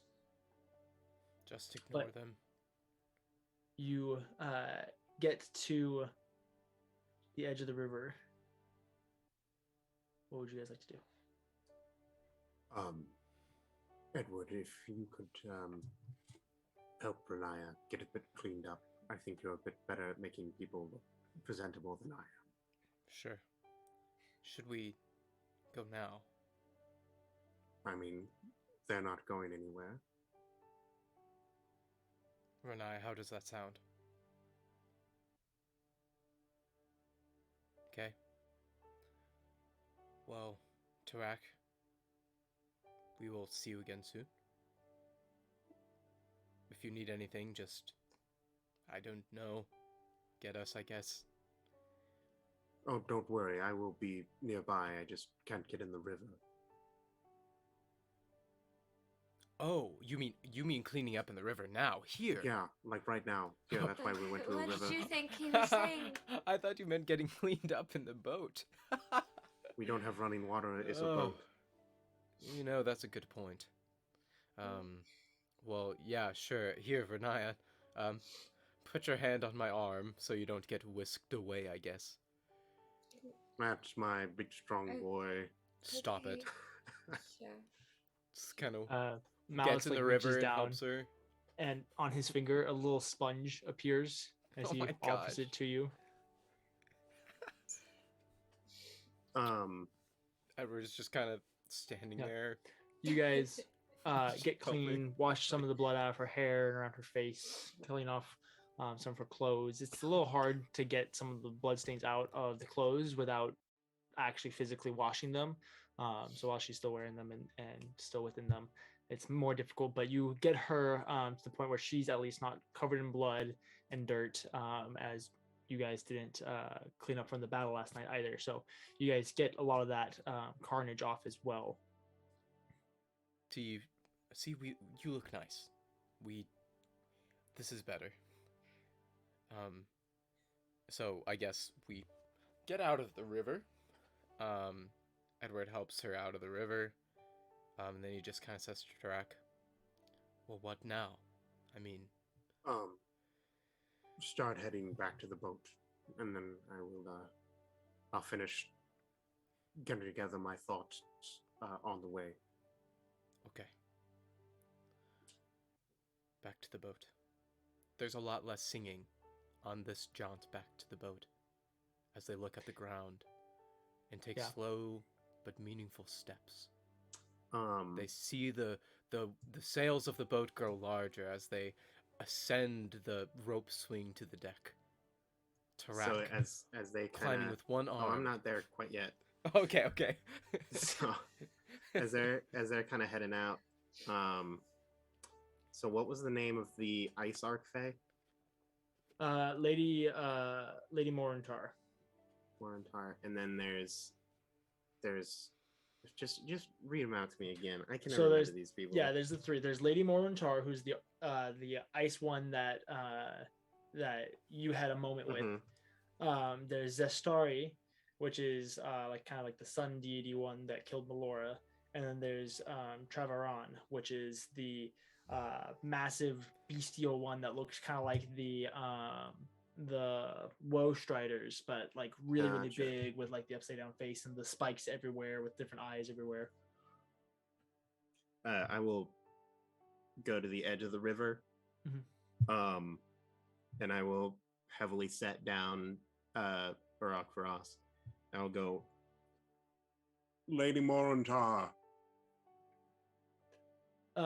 Slowly, the massive Archfey with her silvery kind of bluish grayish skin, with this natural flowing like black dress type of material flowing from her chest down and trailing behind her with this long massive train, slowly begins making her way towards you, as she does, leaving this trail of destroyed and rotten flowers and ice as she does, but she slowly makes her way over to you. She gestures. Do you remember me? Yes. Because we had an alright interaction once, I'm going to offer you now a chance. You should leave.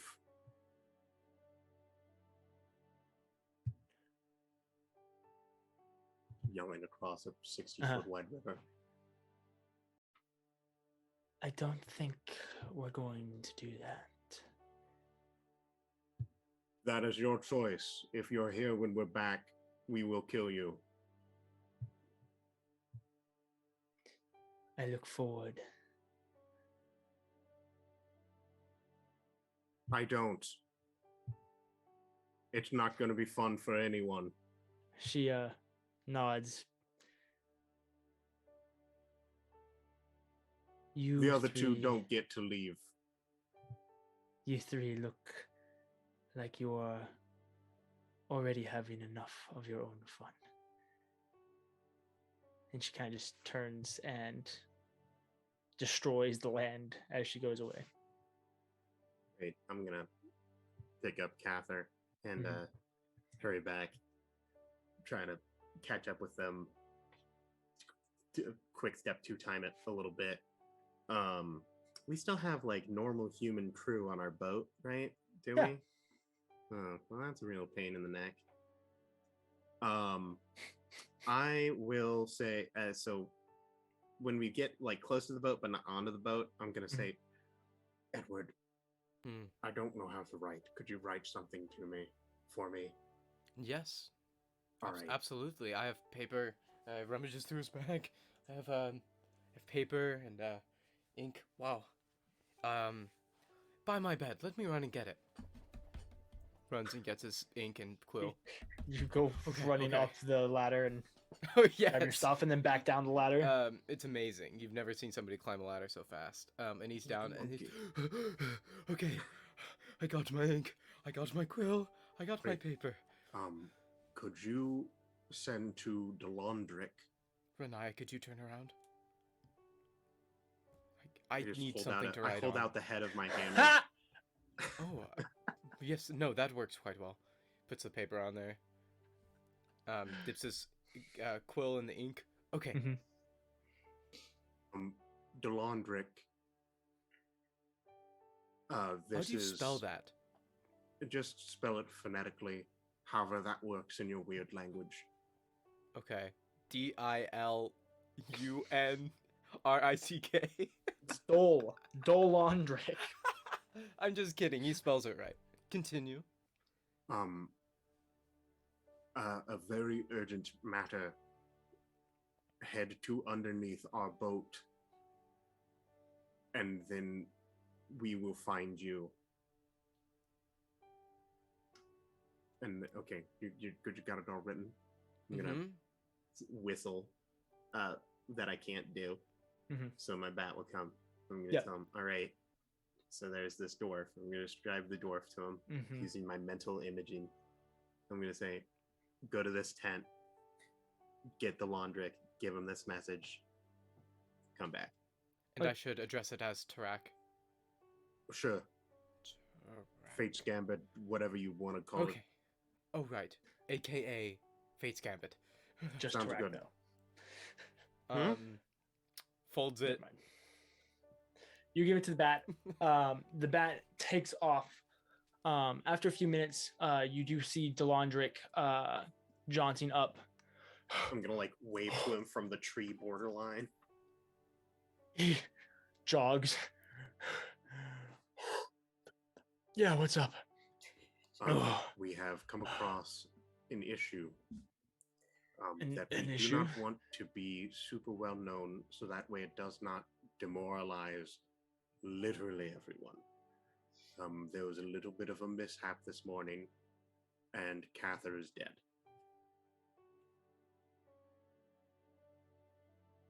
I don't know if you quite understand the phrase "a little bit of a mishap." Kathyr is dead. Yep. And you're not going to ask how it happened or why it happened. Just know that it's not good, but he's dead. Alright. Have you buried him? Nope. Well, we should do that. I think that's what we were doing next, right, Tarak? Something along those lines. We have a couple of options. Basically, kind of called you for some advice, because, I mean, we probably shouldn't tell everyone. No, not at all. I think that would be pretty bad. But it also feels kind of wrong to just like, I mean, first of all, I'm not even a fan of burying in the dirt. It's not a good time. But just like, if we do follow your weird traditions, just like chucking him in some ground doesn't really feel right. I agree. We have a couple different options then. We can either... Well, there's a few different ceremonies, but I'm unfortunately unaware of if there's any moon elvish customs, but we either can keep it a secret in hopes to not demoralize, or we can inform the men in a way of honoring his sacrifice in hopes that he becomes a martyr, one that inspires the people. I have heard of that tactic in war before. It'll cause people to fight for more than just one thing. To know that they've given something up for something, it makes them more likely to actually care. Delondric, I personally like the second option better. I am just going to leave that up to you. Right. If We you will- need us to do something, just ask us, and then we will do it. Bring his body tonight. Should We you have- perhaps let his family know? Maybe have his brother weigh in on how things ought to be handled. I will go consult with Volna and Biaro. I go with you. If you'd like.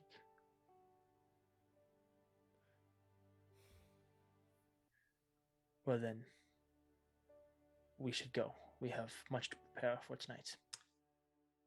I don't suppose that there's like a kind of unloading dock on the boat. Well, the issue is that the hull of the boat is like 40 feet deep beneath the deck of the boat, and it's a boat, so it's curved, so the boat can never actually land on the ground, aside from when it was like in the Dead King's Hoard, where it was like buried in gold and stuff like that. So the boat can't really land. Duh! I take out the gosh dang triangle. Okay. I'm just gonna put Kathyr in here for now. It's comfortable and spacious, don't worry. And then we'll be great. I will grab Kathyr, and then I know that time moves super fast in there, so I'm gonna go in, lie him down gently real quick, and then go out real fast. Okay. You the boat gets sucked into the pyramid. Are all not three the of you whole guys? boat, Oh, just me and Kathyr. oh, I see. And then you Mhm. pop out real quick. Yeah. Okay. Great. I assume You that we guys- can get out of there normally somehow. Yeah, no, that's fine. You guys, you pop out. Are all three of you going to talk with Delandric or Volna and Biero, or is it just Riniya? I feel like we probably shouldn't leave Riniya alone. I know, I feel the same way. Yeah, this is in game. I feel like we really probably I know, shouldn't leave we're her just- alone. I don't know, is it a good idea for her to go in the first place? It's kind of a grim topic. I don't know. Yeah, Do you but I think I don't- should go or not? I kind of said that on impulse because I didn't know if I should be part of that or not. I think maybe you should just have some time to cool off. We can have some tea. Yeah, Maybe I you can should play just a sit little down, lute. talk it out, take Cry a a little bit. breather, Okay. have some I nice did- quiet time. I would very much prefer that. I really don't want to listen to them figure the I've got burial a really plans. good hole. I want I to be. feel like I just kind want of to be in need the. to be there though. I think He's a that king, tensions will be really high, and I And- don't know if that's really good for you. and the right now. grandest of burials are handled by kings. His family will know the best way for moon elves. I mean, we will be there. Like, we will be there, just not this specific conversation. When it happens, we will be there. Because I'm just imagining a really bad circumstance where, like, something goes wrong, they get angry, and then you slip up because you're not currently in a great spot, and you say something, and then I end up having to fight Kathyr's family, like, not to the death or anything, but it'll just be a big mess. Right. Just let things tone it down for now. That would be really Talk bad. things through. Okay. Let's go to like one of our little private cabins in the boat. Just kind of sit down. You can make us some oolong tea or whatever it is. It's oolong. How I, long is it? if you are to take time to yourselves, which is completely fine, I will go begin making preparations. That would be great. You're a big help to Landric. Thank you for this. You're welcome. And I'm sorry. It's all right. Delandric goes and begins making his way back to the encampment. The three of you make your way up the boat and into kind of the central cabin where you guys can make food and hang out, kind of a loungers type cabin. Edward just plucks a bit. While he makes oolong tea, offers it to his Tarak friends. even drinks it a little. Have you ever tried this before? No. Edward And he goes, doesn't like you it. took a sip. What do you think? It tastes like gutter water. What? But it's so earthy and round and Like gutter, it's so... like Oh, a dirty gutter. Isn't it relaxing though? Right? I've drank gutter water before. It's never relaxing. Well, if we weren't making it on a fire with cheap oolong, maybe it would be better. Hey, if I ever get some nice premium oolong tea, fresh, I'll make it in better water. I think it'll be great. Great. It's awkward. Yeah. Are you guys going to do anything specifically before the funeral tonight? Edward plucks a bit of loot for them. That's all I got. Tarak is mainly just attempting to keep an eye on Riniya, knowing that she probably isn't gonna say anything, and there's nothing that he really can say. Mhm. At some point in time, he will say, "Hey, I know I'm really bad at this whole kind of stuff, and we've had a bunch of people, like a bunch of bad stuff happen, like really recently. But I don't think that what you did was wrong. I don't think it was good. I don't think it was evil. I think it was right, and it just didn't pan out. And that's okay. Sometimes the right thing isn't always what you wanted.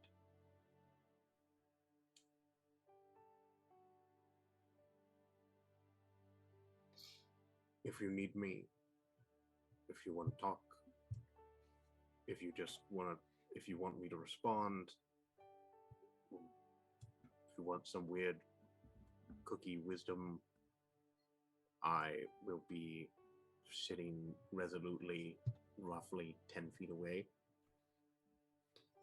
Remember when you did just enveloped me completely? Ah, yes. Can we do that again? Deal.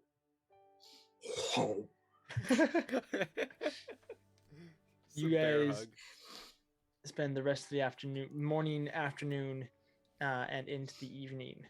At sunset, you begin to hear drums beating. Go, go, go, go, go. Stop. Go, go, Don't do that. go, go. Okay.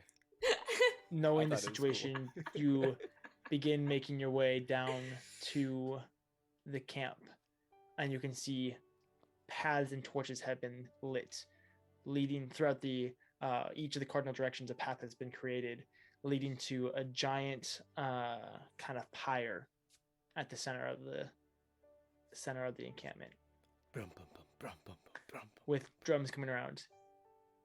You guys, I assume, make your way towards. Yeah, Tarak will take the lead in the attempt that people he very rarely does this. He stands to his full height to make sure that people look at him, in the attempt to make sure that people are looking at him and not the other two. Okay. Edward You- is also standing tall, however, Mhm. kind of, I don't know, adjacent to him, and trying to look like he is very composed, Mhm. although he is also very sad. Mhm. So that's how he's doing. Riniya?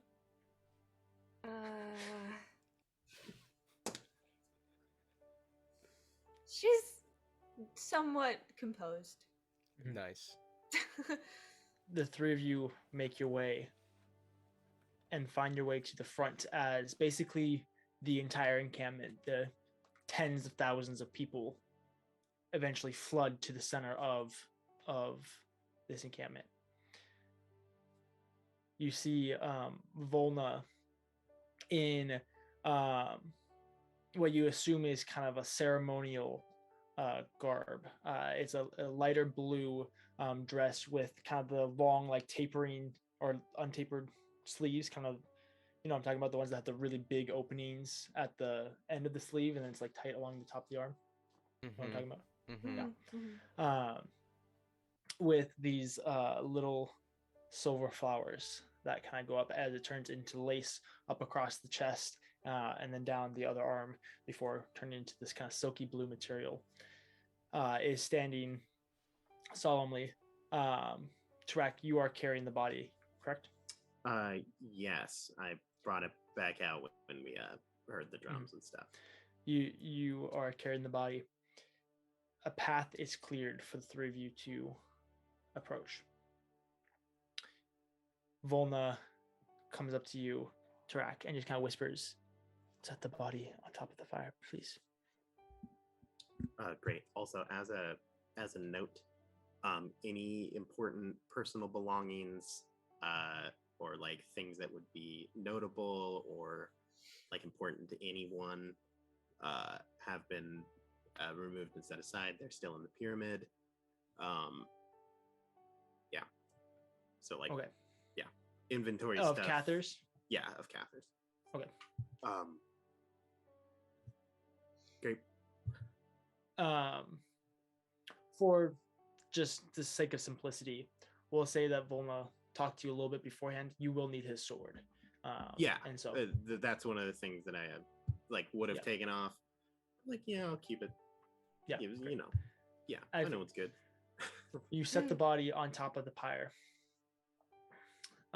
Before the three of you kind of stand in front of the crowd, you can see Kiamora, Takaram, Revoluthel, Lada, just about everybody important to you guys, all standing in the front with obviously the soldiers and the people surrounding. And Volna steps forward from the crowd.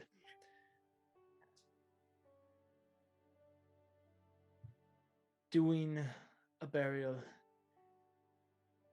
in the traditions of my people is almost impossible here.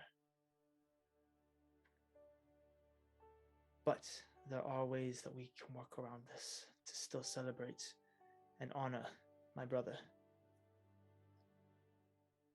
Moon elves seldom say many words when at a funeral. The loss of a brother and a friend is hard to articulate. And so we won't be asking for any memories or experiences. But we do ask if there are any possessions or items that bring forth a memory. They may be presented and placed amongst the pyre in honor of him. And she steps back for just a moment, or excuse me, steps back. She steps forward for just a moment before taking off a necklace that had, you can't quite tell what exactly it is, but clearly something symbolic, and places it on the pyre. Viera steps forward and pulls out a knife and steps it on the fire. They both step back for just a moment before eventually Revoluthel steps forward and places two manacles or pieces of manacles on the fire. Kiamora then steps forward and places what looks like a rolled up scroll on the fire. And there's a moment. Would you guys like to place anything? Edward takes out a chess piece, but it is the knight, the horse chess piece. Okay. And he just says to the people around there, he just says, Kathyr thought carefully about every move he made. Played right, a horse can sway the game. This is how I saw him. And he walks up and he puts the little horse piece and steps back. Tarak will look at Riniya.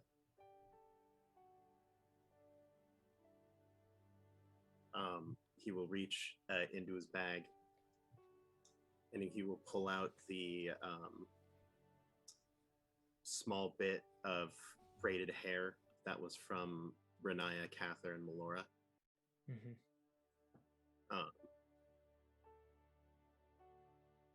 Kind of seeing what Edward did, he will do something similar. And he will say, there was a time that I gave Kathyr something very dangerous. In order to remind him what it meant to use it, I gave him this. I don't think he ever forgot. And I think that every action he made was with purpose and intent, and with the knowledge of the consequences that came with them. And I do not think that he would regret a thing. And then I toss the braid into the fire. Volna steps forward. And finally, Kathyr was a warrior first and foremost. May I see his sword? Yes. I pull out the thing and I hand it to her.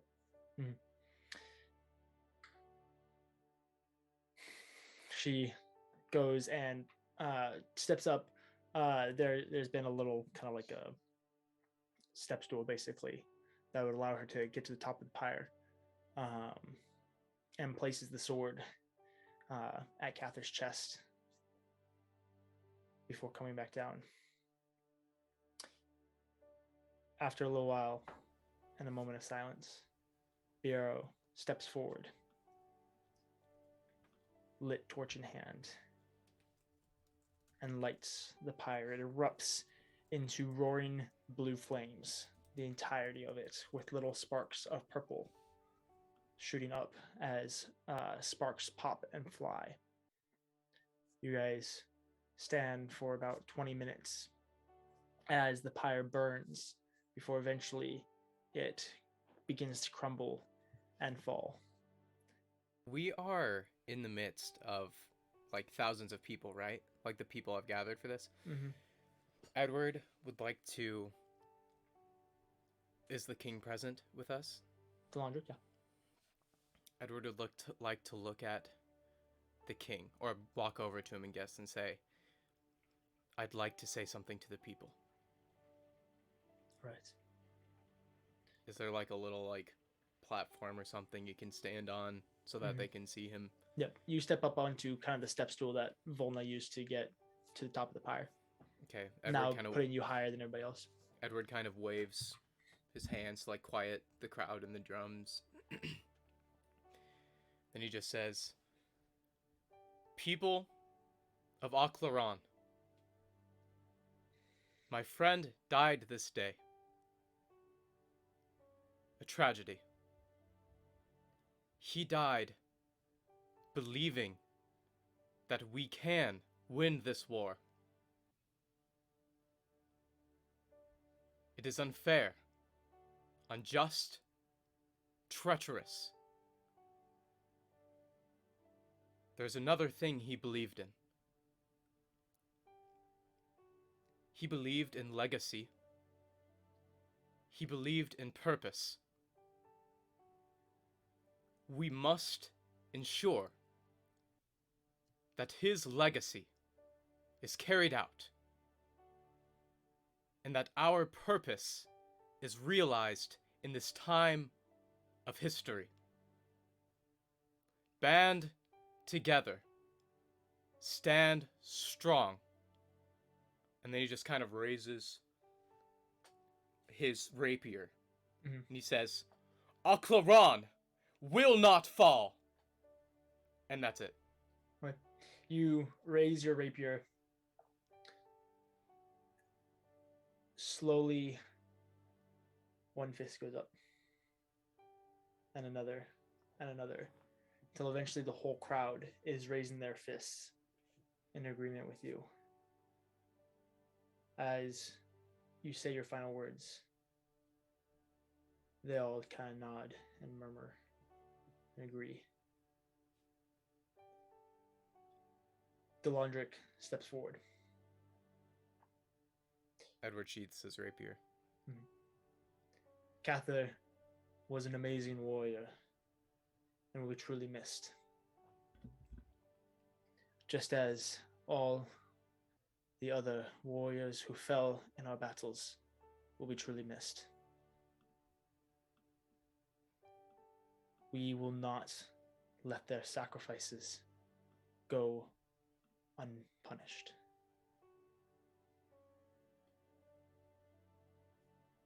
So, rest tonight and be ready for war in the morning. At this point, everybody begins to disperse, and we are going to go to our break. We'll be back in 10 or 15 minutes.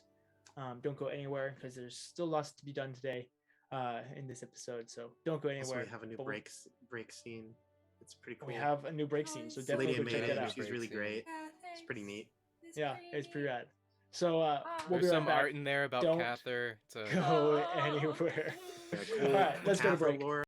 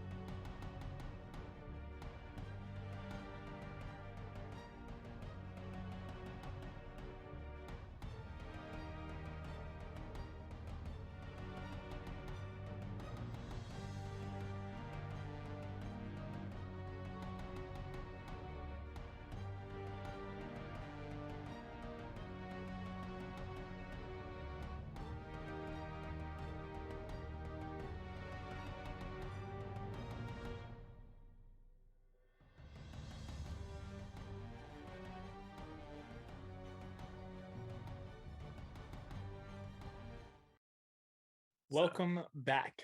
It looks like we have a couple of new people. We just had a funeral for Kathyr, just so everybody's aware. People.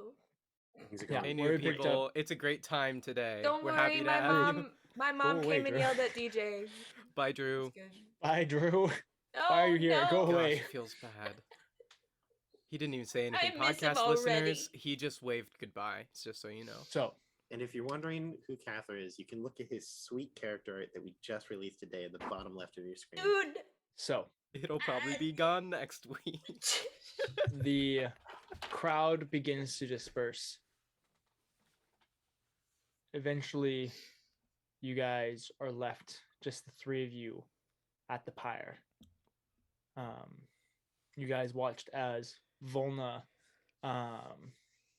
actually went up, her and Bureau went up and collected Kathyr's ashes and put them in an urn before eventually leaving. Tarak will reach into the pyre and grab like a relatively, I don't know, about 1.5 foot long, still smoldering piece of wood that hasn't been completely burnt, and take it out and then like make sure that the flames are off of it and put it in his bag. Okay. Well, we should probably get some sleep. I feel so tired. I think that would be good for everyone. Let's make our way back. You It's guys only going to get colder. You guys Riniya doesn't go back right away with them. Tarak will not leave if Riniya is not moving. Well, I'm going to bed, so if you guys want to hang around here and freeze to death, suit yourself. I will see you in the morning. Edward leaves.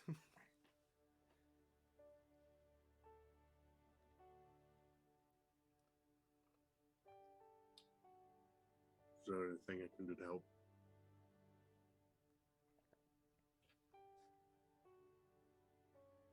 Moment. Did you say helmet? A moment. A moment? Yeah. Alone? Mm-hmm. Give me a distance.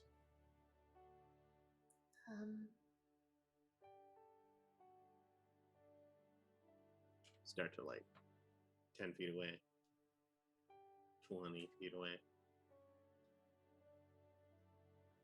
A little bit more. 30 feet away. Just a bit more. 35 feet away. Okay, that's fine. I'm also trying to like stand a little bit behind a thing so I'm not super obvious.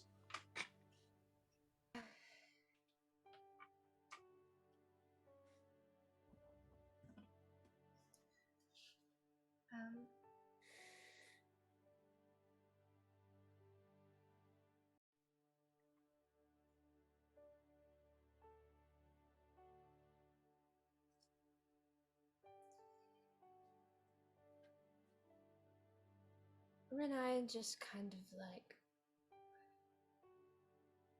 looks up. Did you see the stars? yes.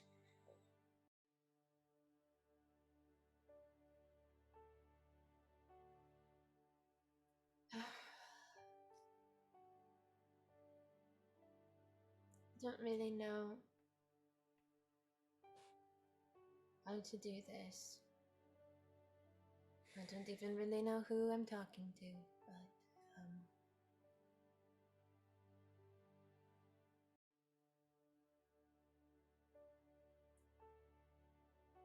if anybody's listening and anybody knows where Kathyr's at, tell them I'm sorry that I wasn't enough. And I'm gonna miss him.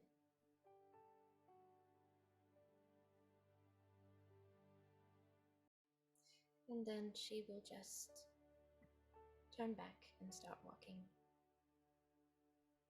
Try to smoothly join her as she goes. You guys make your way back to the ship, crawl up the rope ladder, find your separate quarters.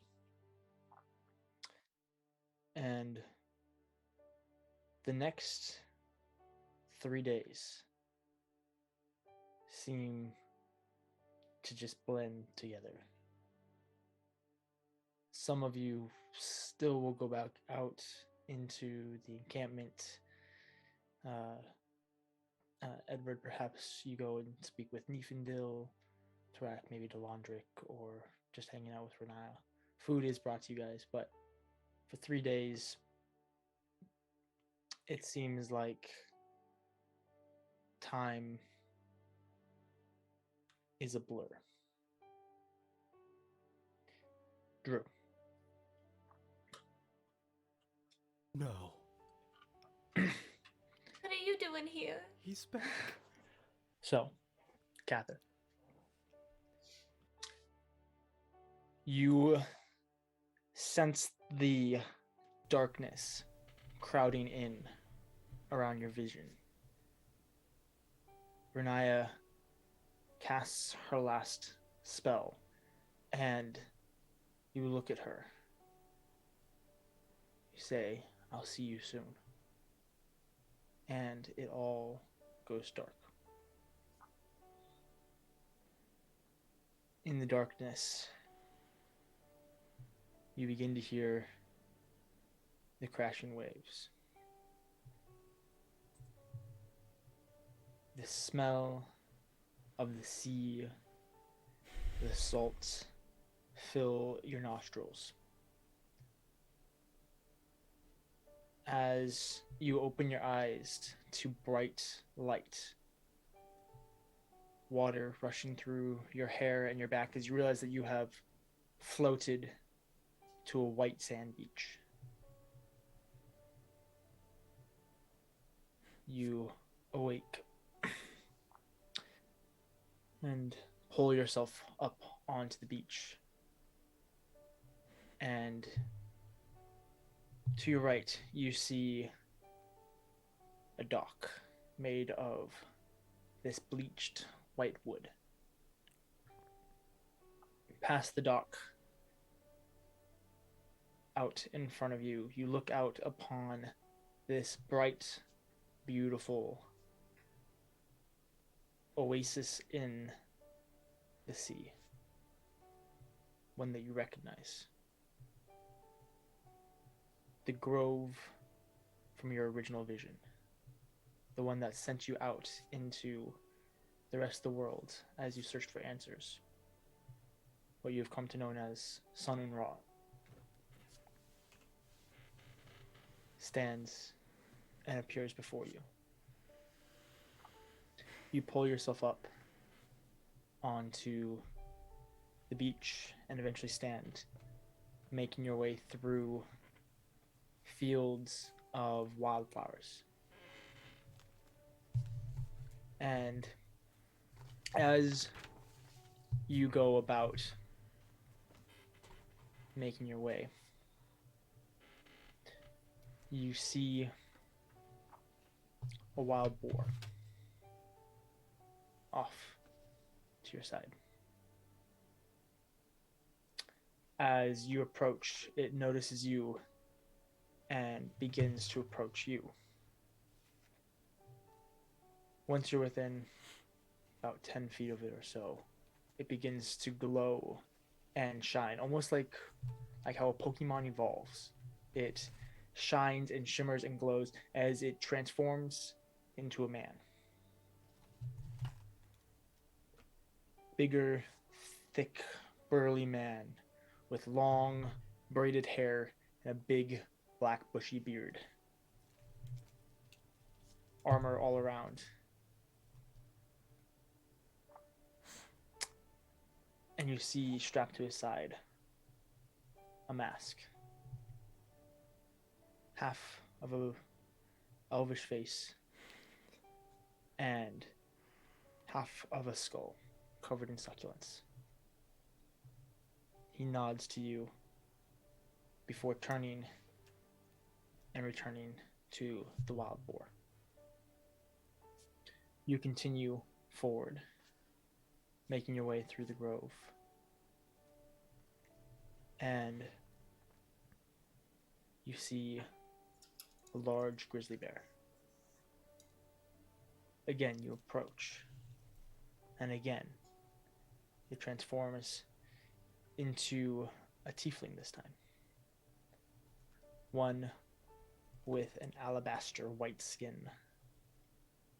These two ram-like horns curling off to its sides. This one not decked out in full plate like you and the boar, but more of a dexterous base. Almost more like a seafarer type of aesthetic to him.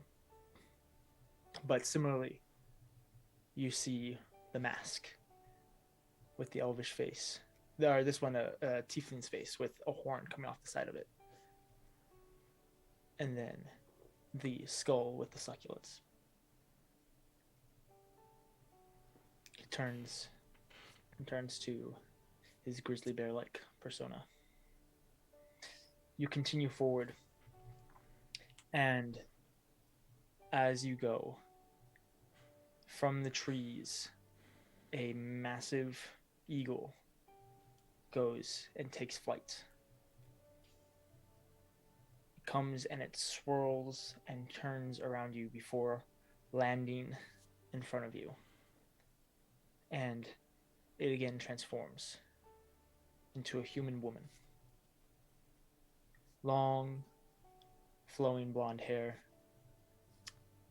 perfect skin, and baby blue eyes. She stands before you, and again, you see the mask.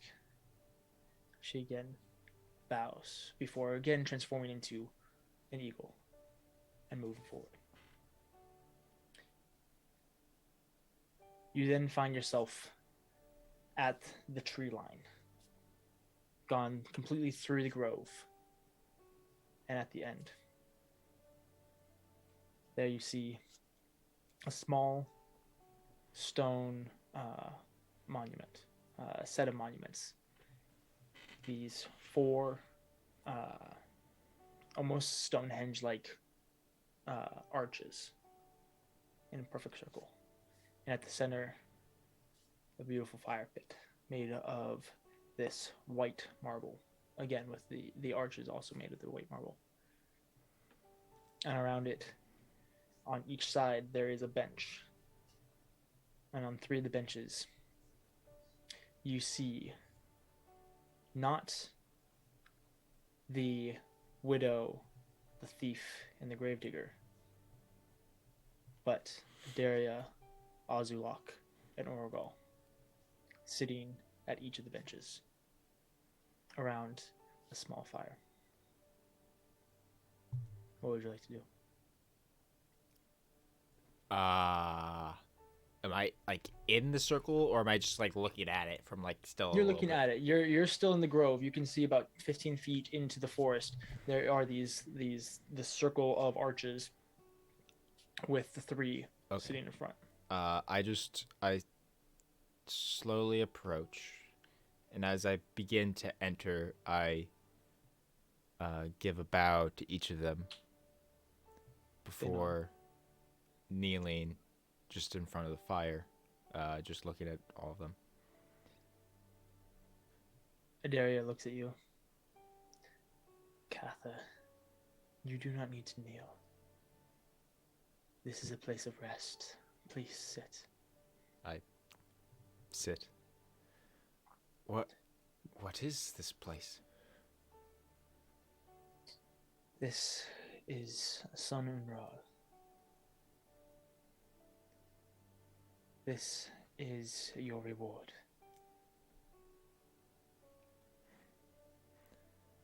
But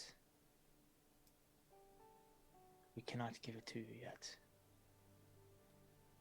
I understand. We want you to know we understand your pain and your sacrifice that you make by being on the material plane. And we look forward to the days where we can spend eternity with you. But there is still much to be done. Yes, I could not agree more. I think I understand now truly what it is I meant to do.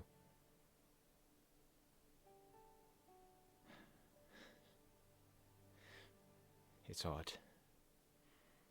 I actually feel happy. I'm ready. And I will not fail. For as long as I hold my will, I will be Fate's incarnate. I promise. We know. No. It is time. And you feel yourself glow. And much like the 3 others, you change and transform. No longer Kathyr, but now transformed into this beautiful and majestic stag. You begin strutting forward back towards that shimmering ocean.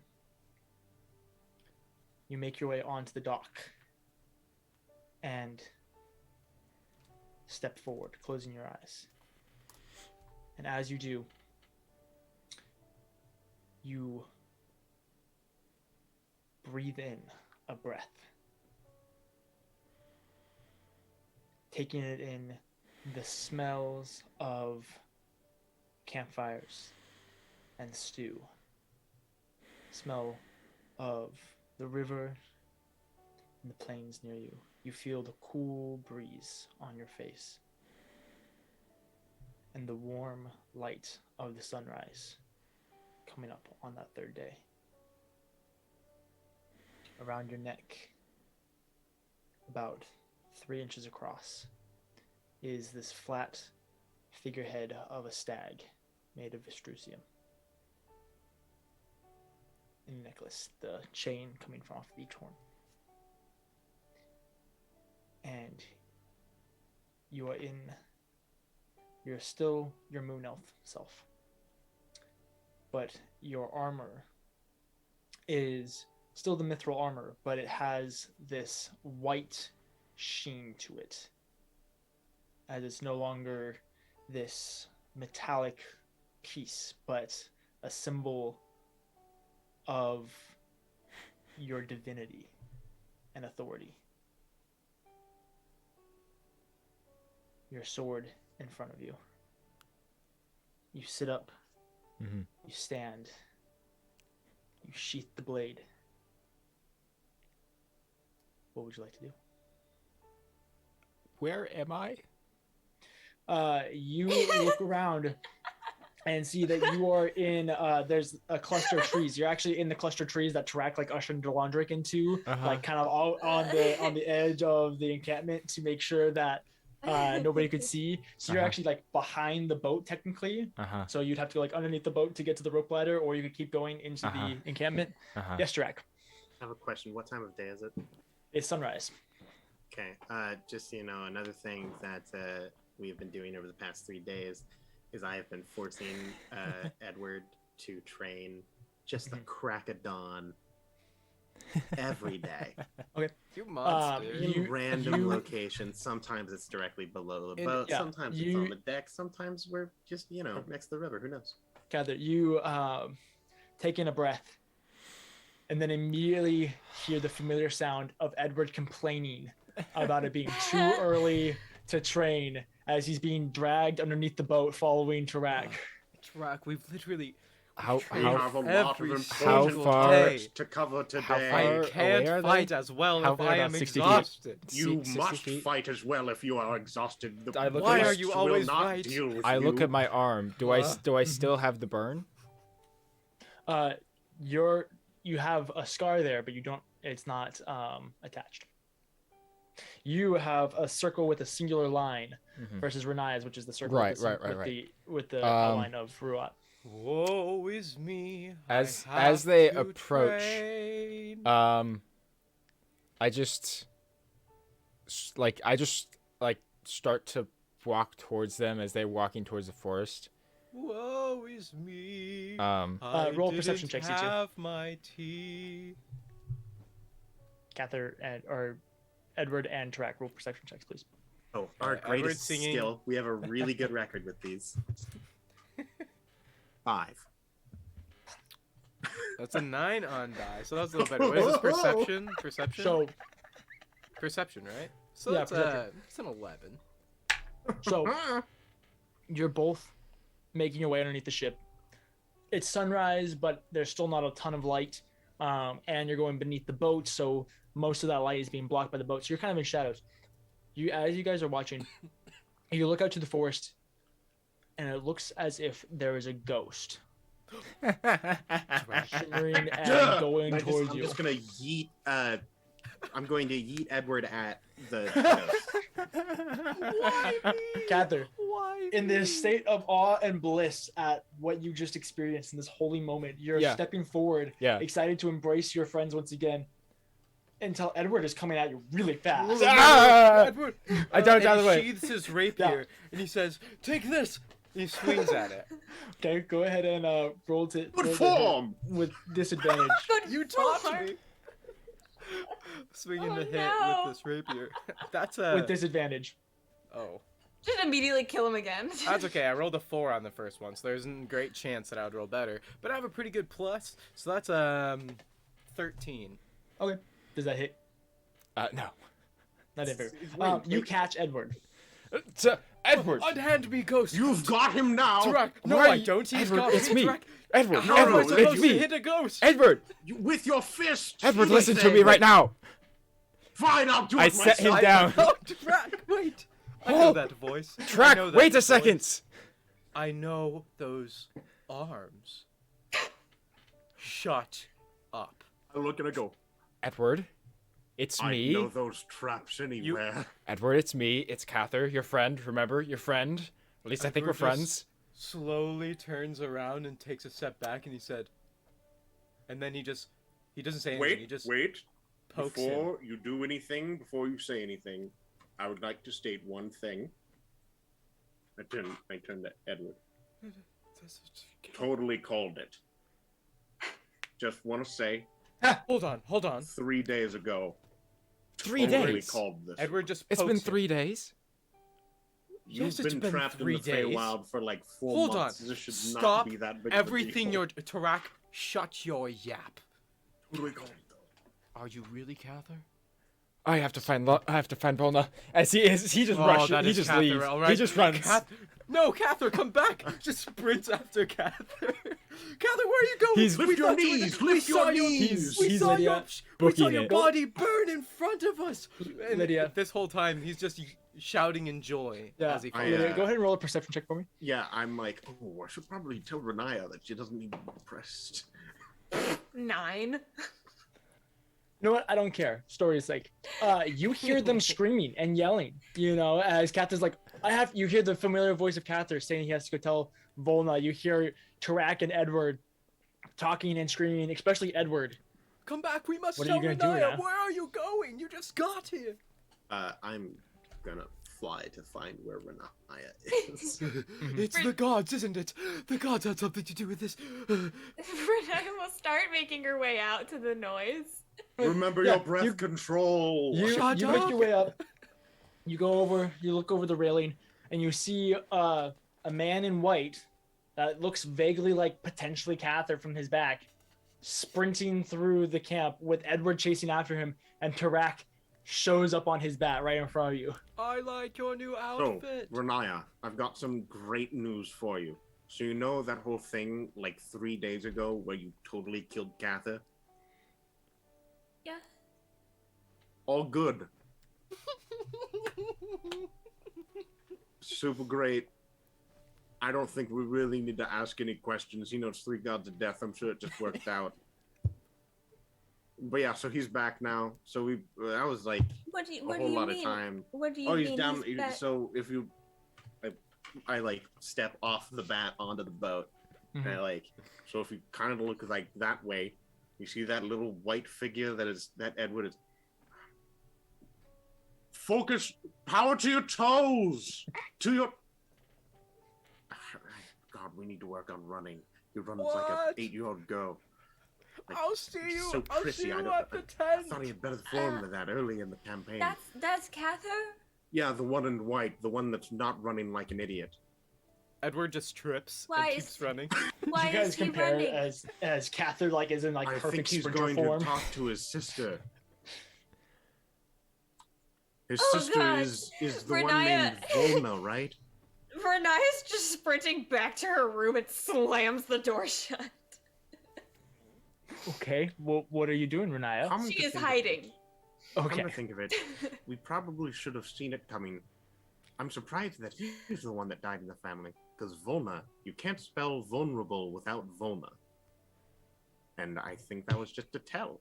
I'm gonna get on my back and fly. That's definitely not Kathyr. true.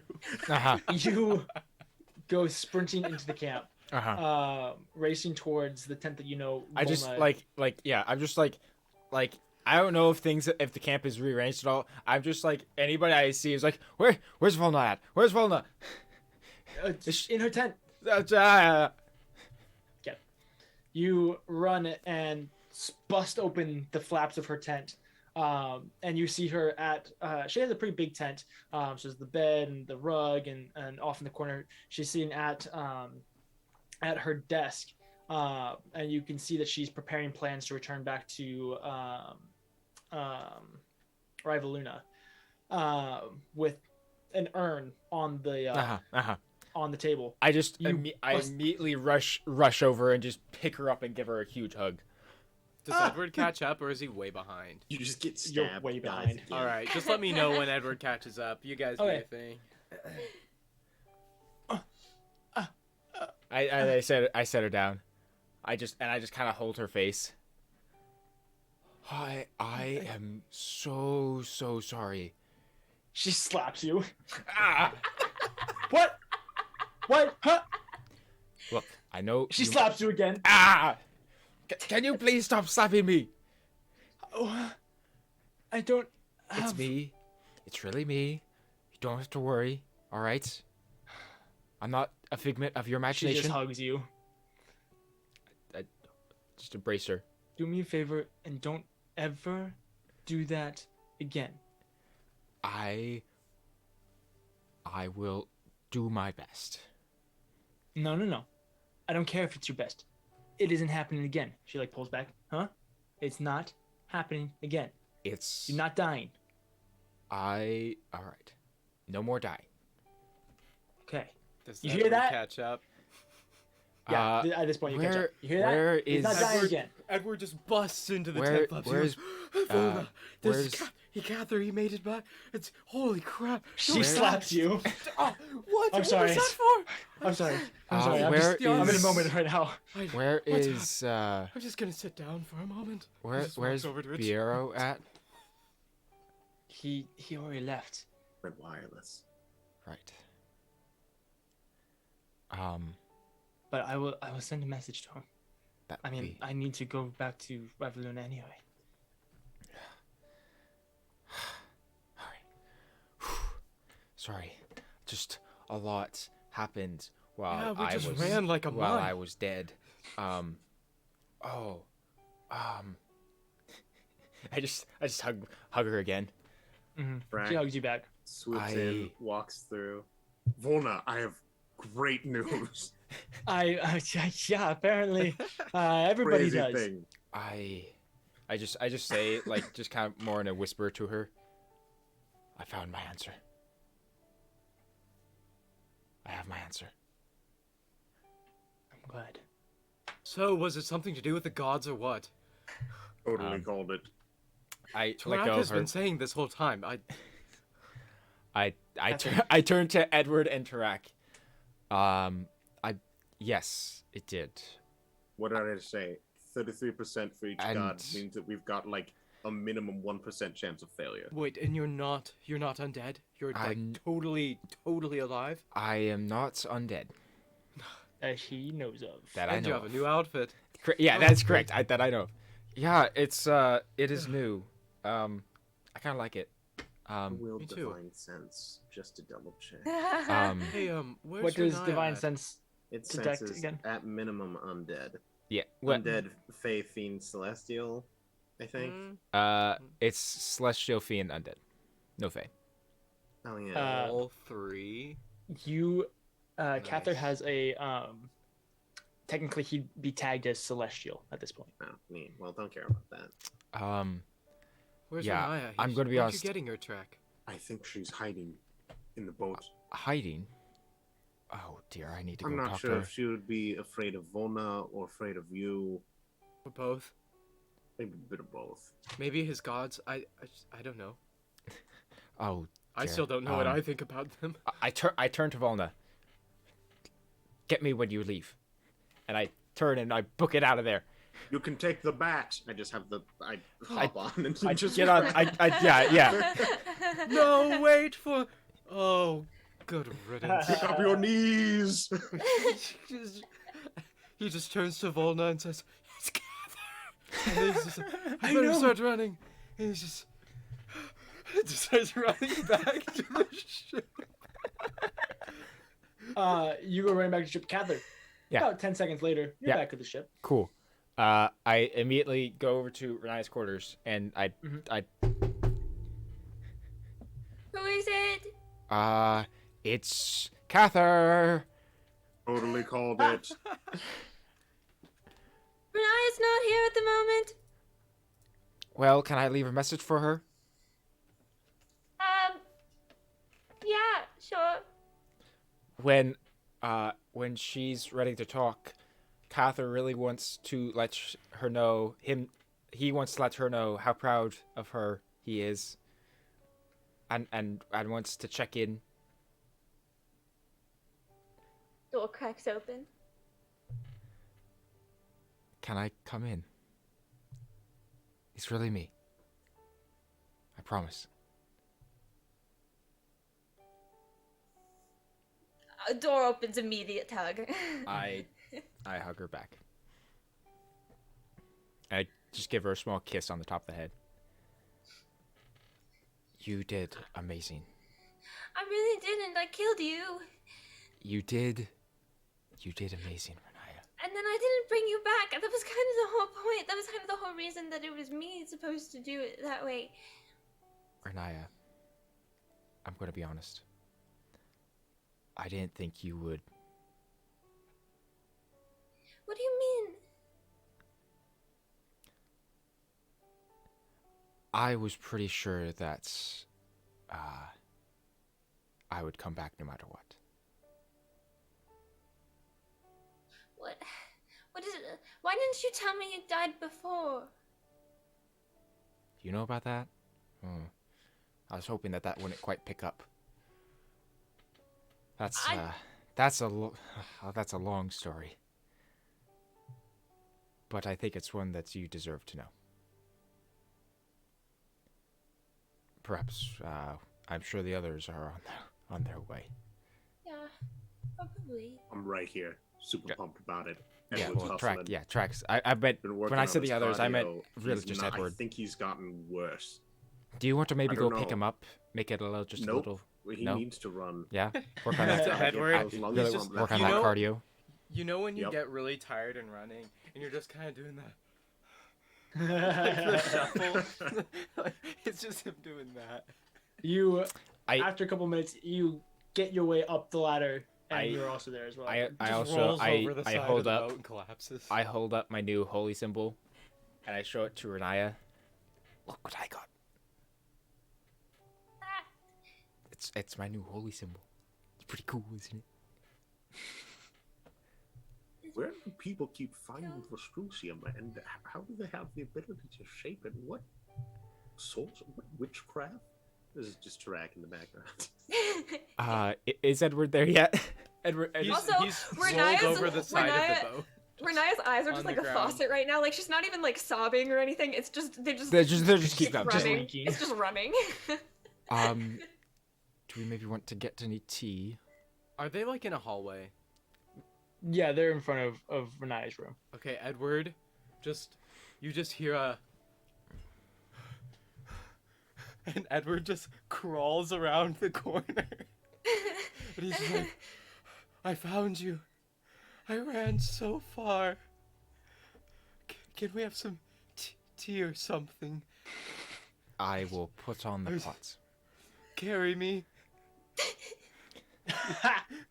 My legs Don't don't do it. work. You've got arms. No, Tarak. I don't care if you I have to begin crunch to your make way a pot there. of tea for everyone who wants it. If you want the tea, you've got to make it there on your own. Oh, I always want the I'm gonna tea. stand up. He props against the wall and stands. can do and it. then just just falls over. At least you fell forward. That's progress. You can do it like 50 more of those and you're there. I'll The tea will stay be here. ready by the time you make it. You bring the tea to me. We're not. We're going to throw it out.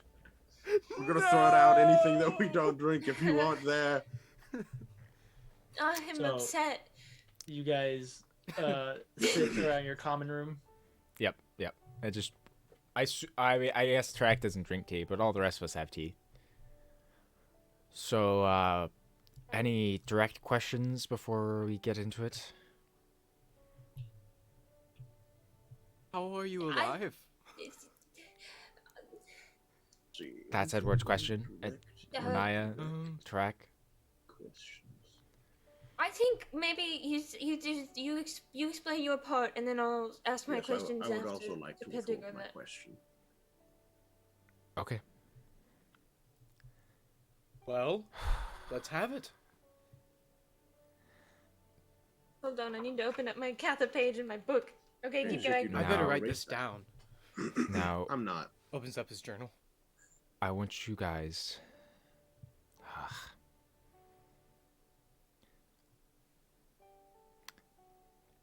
Tarak. Yeah. Can you do me a favor, actually? Theoretically, yes. If you ask me to kill you, I can't. That won't be necessary. Can you go get Volna?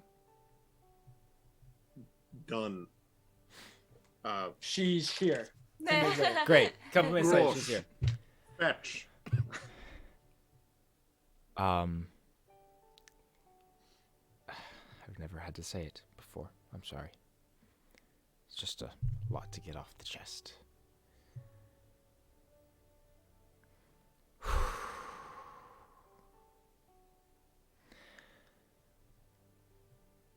I used to be a man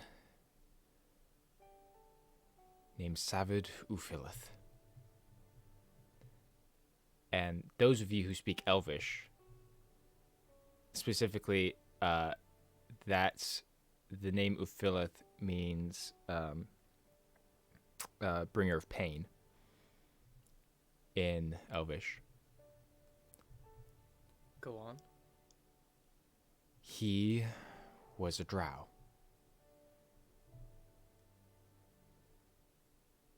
He lived for about 210 years before eventually seeing the pain of his culture and speaking against it. He You speak of this in the third person, so you don't consider yourself him anymore. Okay, go on. Savid, he saw the error in his people and he spoke out against it, hoping that he could change his people. Hoping that perhaps they could make a new life for themselves away from the hate and the anger that they've held on to for so long.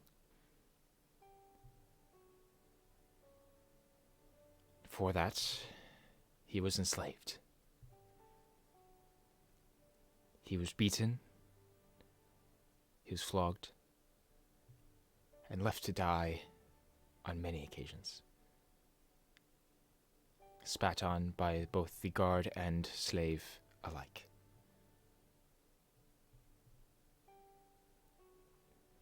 Eventually, the place that he was being held was attacked by moon elves. Many of the slaves were set free, and Savid was stabbed in the back, through the heart. And Kathyr momentarily will kind of take his shirt and show the scar of a large, kind of almost a hole, both in his back and matching in his chest. You see that along with many old faded scars, but new scars all over his bodies that Riniya, you recognize are from the lacerations from inflict wounds. After that, I woke up in a home of moon elves as they were celebrating the birth of their two eldest children, one Kathyr Ebenthar and one Volna Ebenthar.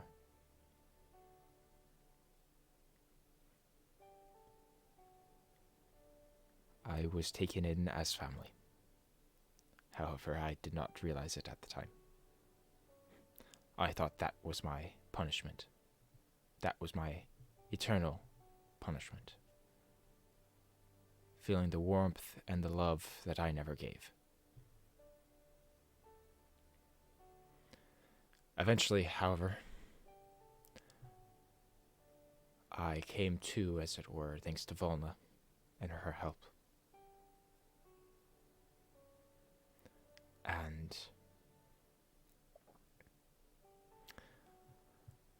I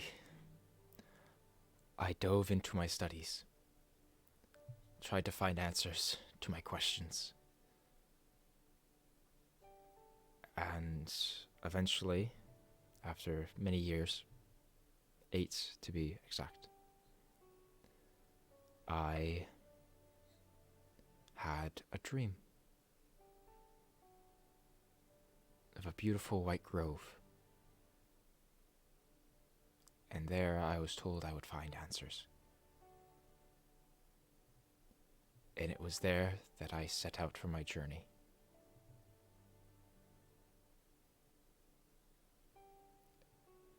And you all know the rest.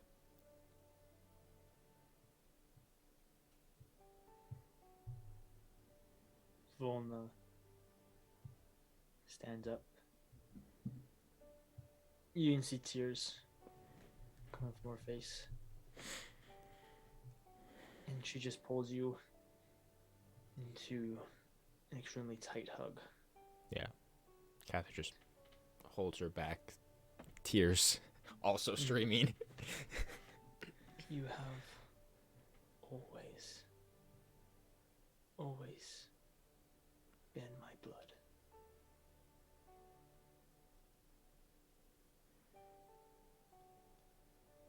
Kathyr, this is a lot. Do you remember your previous life?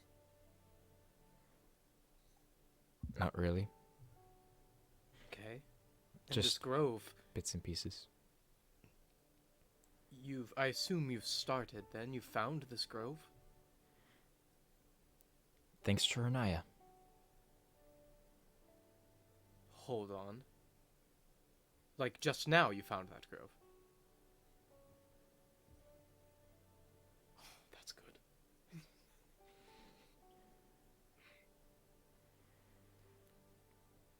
So what now? We keep going. We keep doing what we were going to do. Now, maybe just with a little bit more confidence. I mean, I have more questions, but I think that'll suffice for now. Wow. Riniya, are you alright?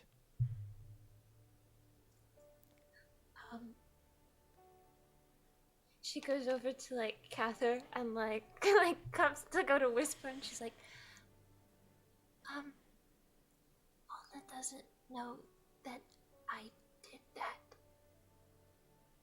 Wait, you killed him? Did what?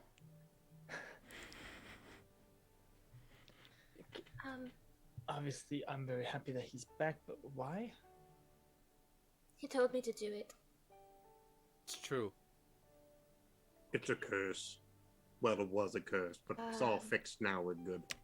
Riniya, do you want to present the rod? Yeah, she takes out Ruud.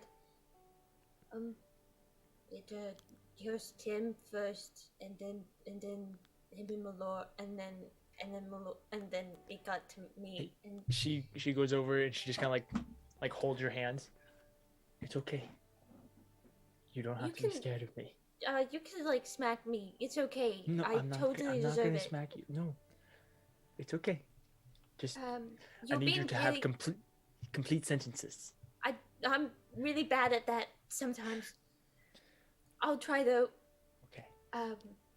Or Or you can have Kathyr explain. Kathyr, actually, you shouldn't have to explain Kathyr. Kathyr, Yep. why did you have her kill you? So, long story short, that is Ruat's. It is an ancient rod of unknown power, apparently. Melora first found it in a tomb. Shortly afterwards, I met her and we were bonded. See. Later, many months later, after we went to Marincia, we met an archmage who explained that this rod is something that dates back to the trial.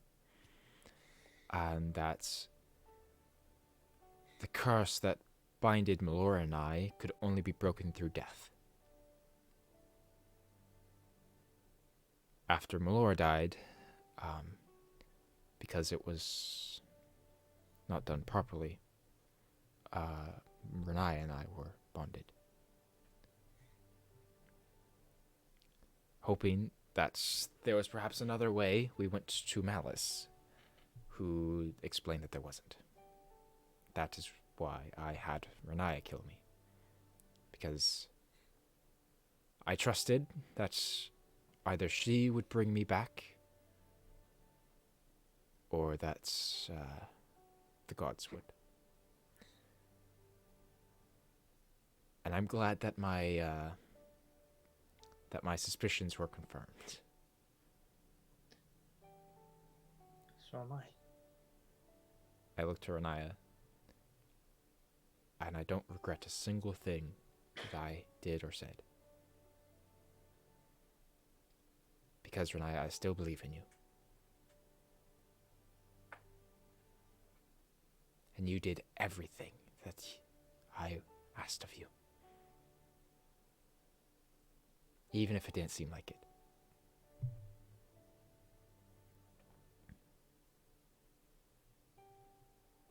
Tarak.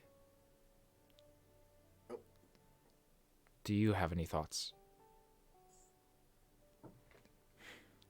Now that you Nope. know my people are the ones that,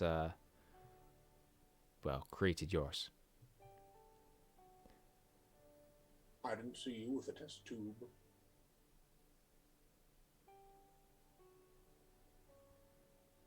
That is true. All due We respect. gotta convince the rest of the orcs to not, kill everyone anyway, so might as well start.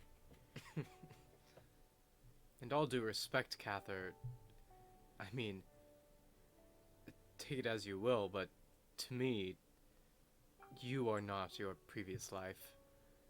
That was a different man. You hardly remember what even happened. This is an anomaly. This is a mystery. It's incredible what's happened.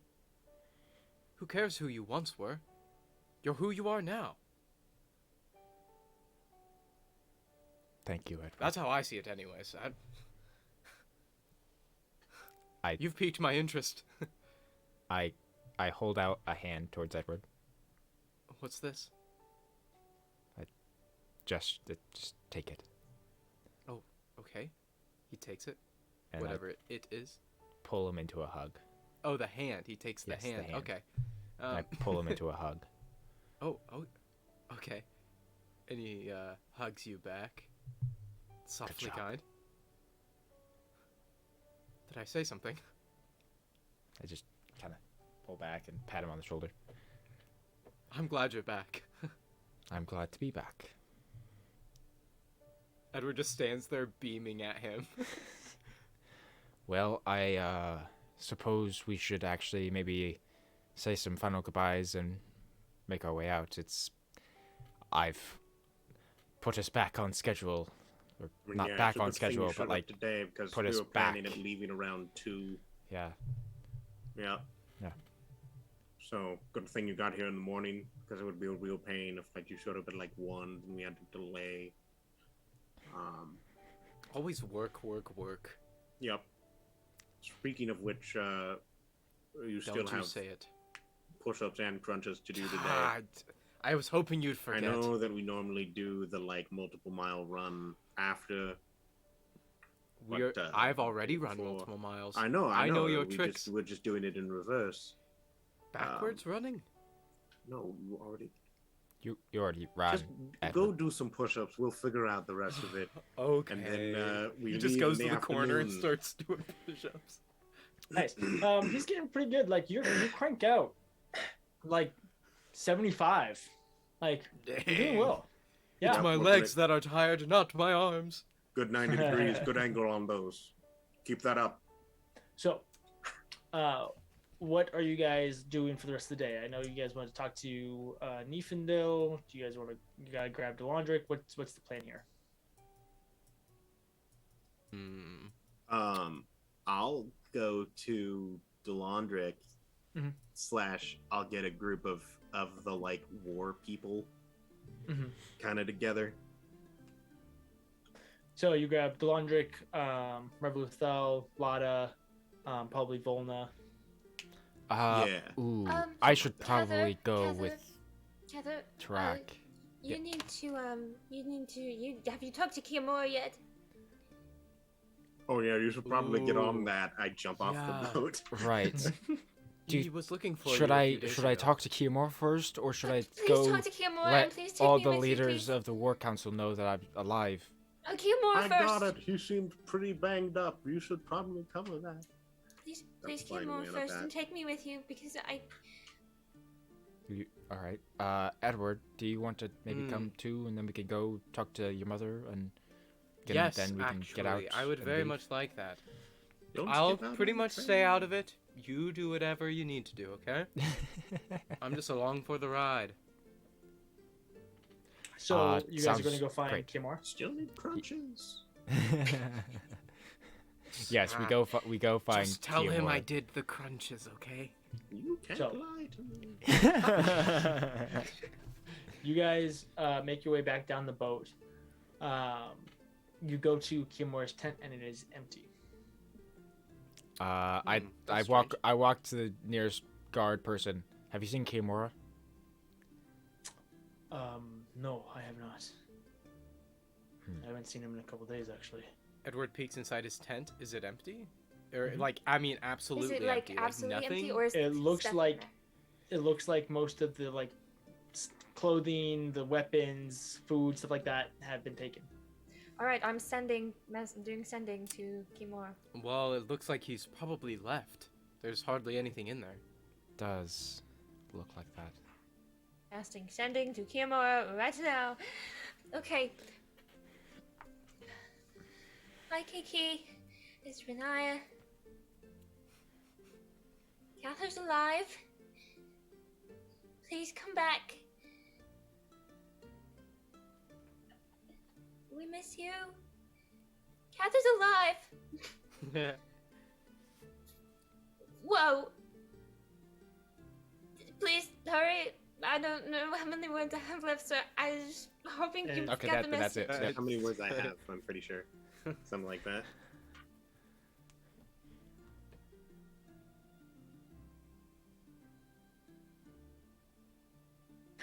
You don't hear anything right away.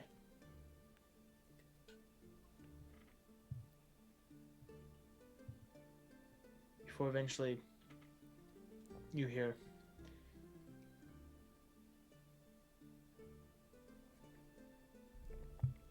I'm so happy that he's back. But that doesn't change what I must do now. What I know now.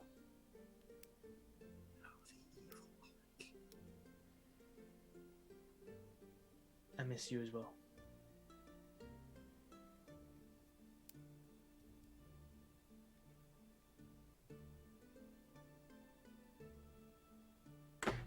I cast sending again.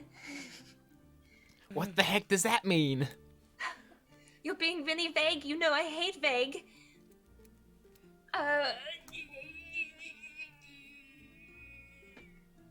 don't know. Where are you? Is a word. What does that mean? Short answers. No more vague. You still got 3 letters. Oh, I got 4. I got 4 I mean, more. wait. Yeah, I was at 4 as well. Oh, I was wrong then. Still missing you, buddy. Nice.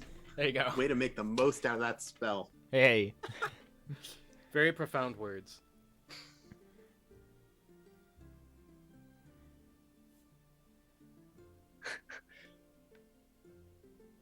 I'll be back. No, I went full Terminator on us. I know. I thought of that too. I was like, I'll be back. Not Arnold. I'm upset at what I've heard. What did he say? No. What did he say? Where is he? First answer was really vague, and like he knows I hate vague, but he decided to do it anyway. Okay. So something is wrong. What did he say? It was like he's so happy, he misses us as well, but that doesn't change anything. He knows what he has to go and do. I don't know what that is. That's when I responded, and I was like, "What? That's super vague. What do you mean by that? Where are you? Blah blah blah." And then all he said was, "I'll be back." He's got an errand.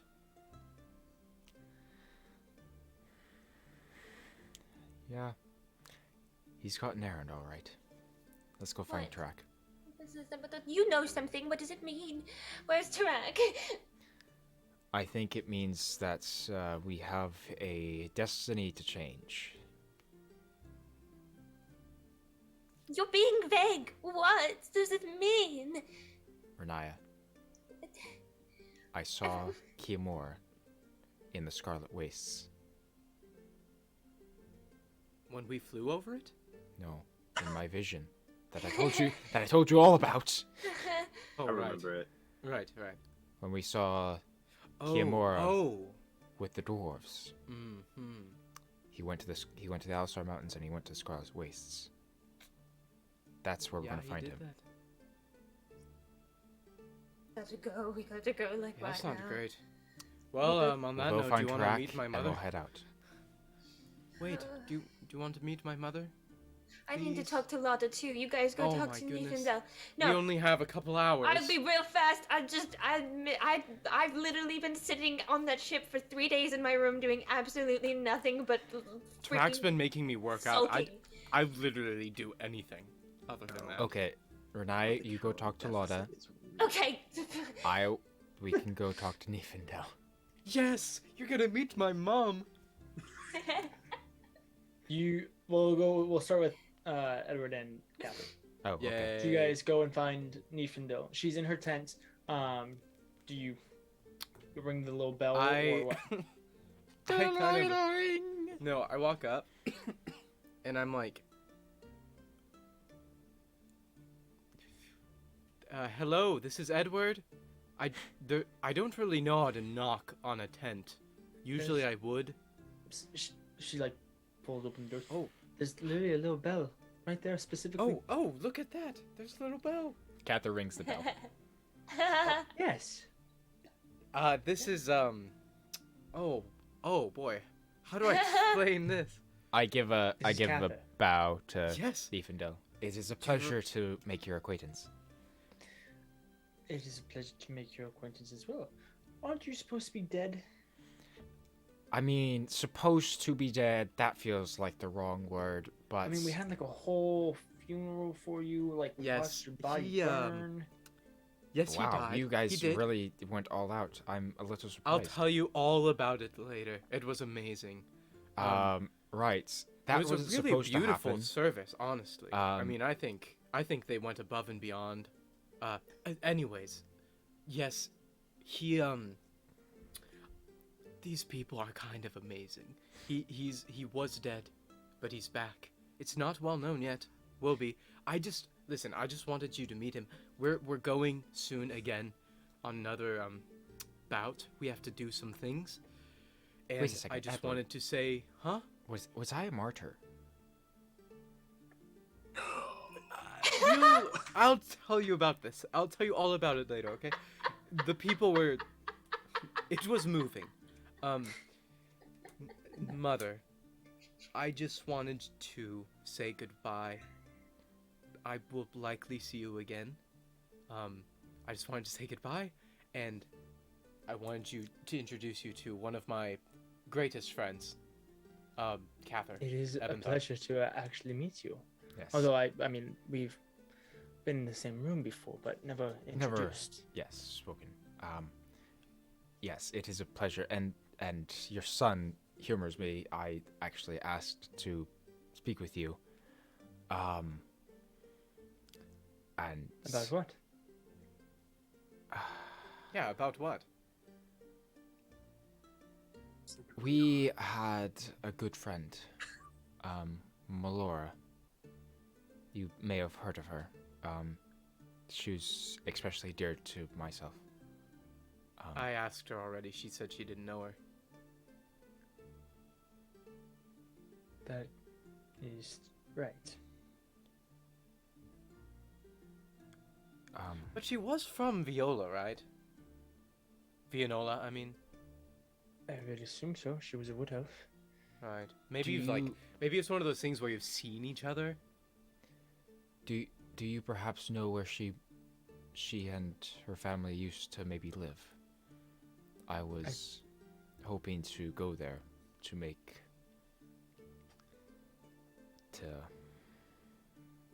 say goodbye. Make a persuasion check. Oh, great. Rolling a That would die. help by saying, that's an awfully good idea. Okay, roll with advantage. Thanks, Edward. Nice. Easiest. Does that could that also count as a bardic inspiration? No. Just slaps him on the butt. Have we Gives him some purged Drew's sadness through death? Natural 20. Oh, Let's go. yeah. Video, you gotta tell us your secrets now. Spill the beans, Niefendel. Heck, okay. Or like Neefin delving into this backstory. Let's go.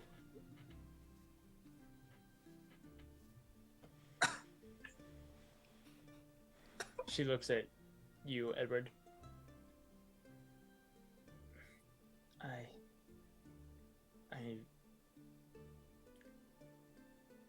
I should tell you a few things.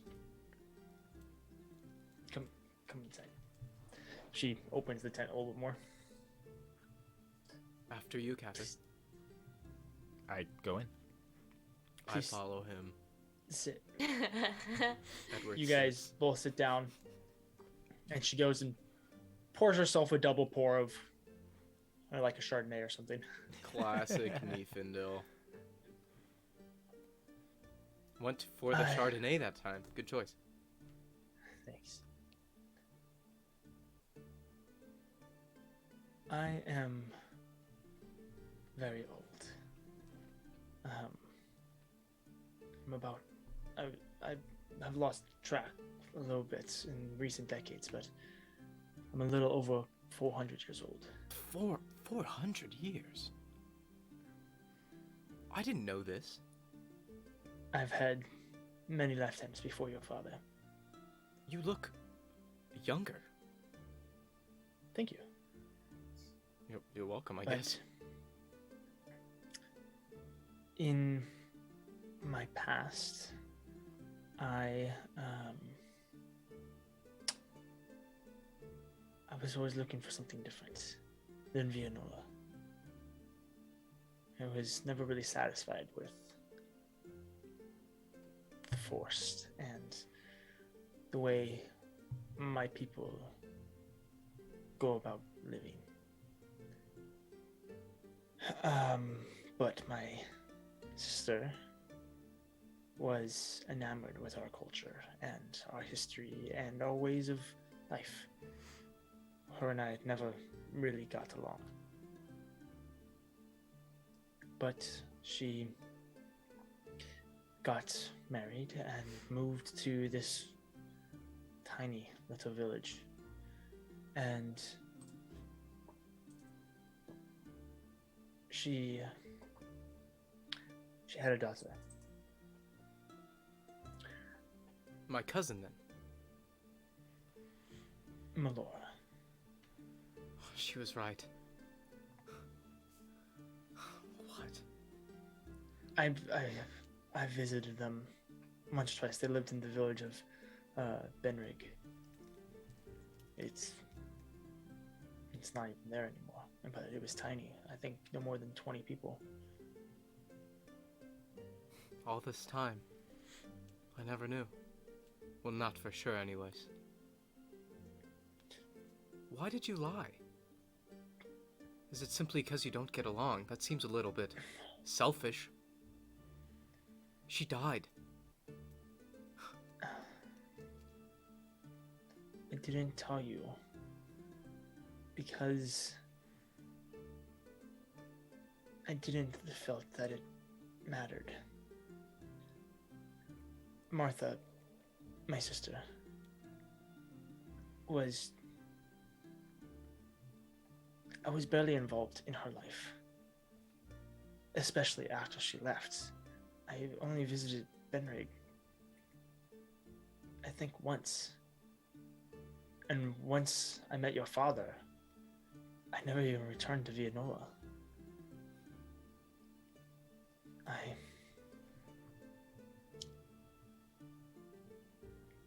I wish that I cared more about them. But I feel like I was never even a part of that family. Well, there's still time, right? I mean, No, they're all dead. all of them? All of them. The village was attacked. I thought Melora was dead. I thought they all were dead. Martha, James. Oh. I see.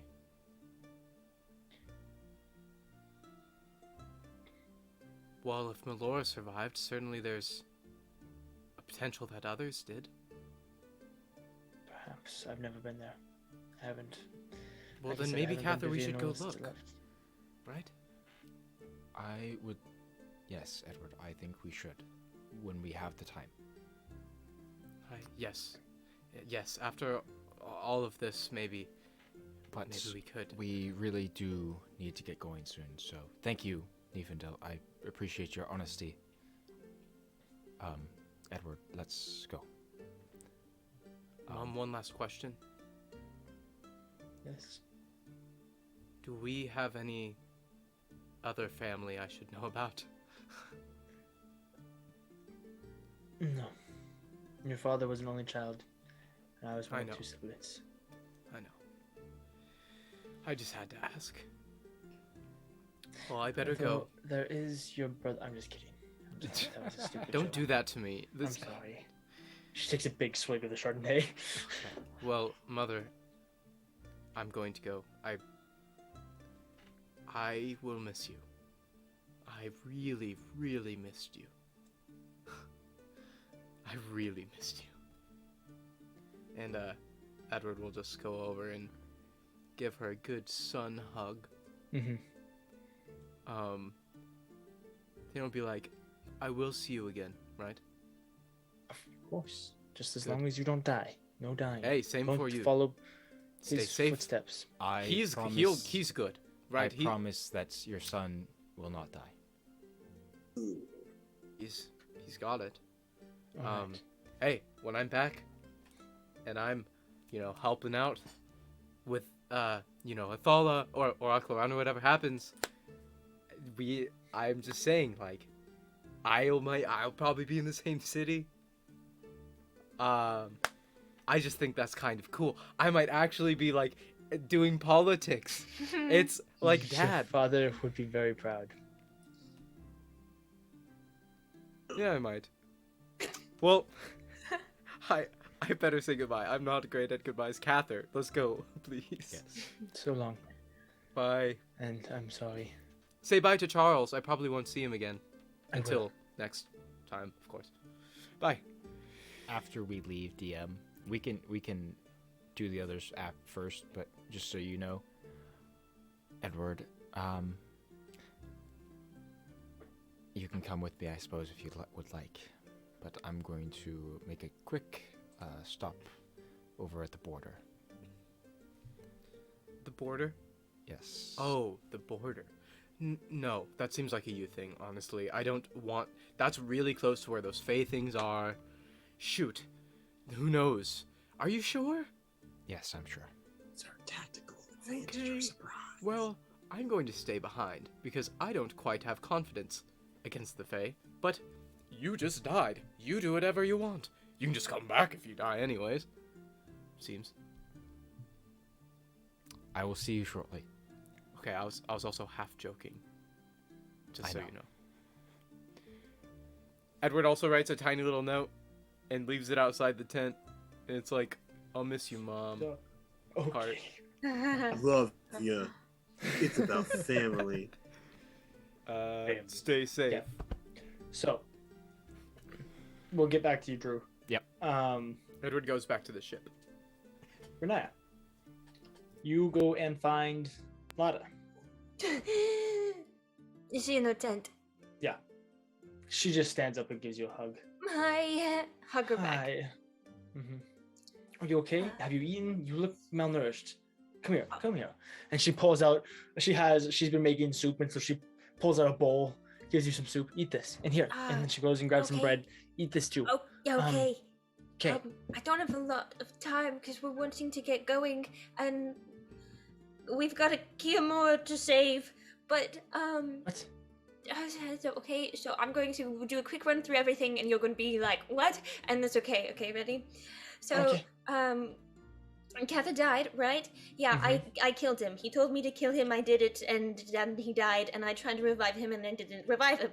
So, yeah. So then we had the big funeral and things like that, and then I went and I sat in my room and I cried for 3 days. 3 days later, apparently, Wait, did you cry for 3 days and then 3 days no after interrupting. Then Edward and Tarak are out in the woods and they're training, and then there's a Kathyr, and he just appears, and they're like, "Whoa, are you real?" And blah blah blah. And then I see them running, and then Tarak shows up, and he's like, "Yeah, that's really Kathyr." And I was like, "Whoa!" So then we all go and we go. Well, I hid actually, and then they went, and then they all came back, and then Kathyr came and he talked to me, and I opened my door, and he was like, "It's really me," and I was like, "Oh no!" But then he hugged me and he like kissed my head, and it was real sweet. And then we had tea, and we talked about like all this stuff, but I won't share it because it might be personal and he might not want you to know about it, but I just want to keep that personal for him. So then Volna was also there and things like that. I thought Volna was gonna hit me. She didn't. She was actually really nice about it. And then yeah, so then I was like, wait, Kathyr, you need to talk to Kiamora.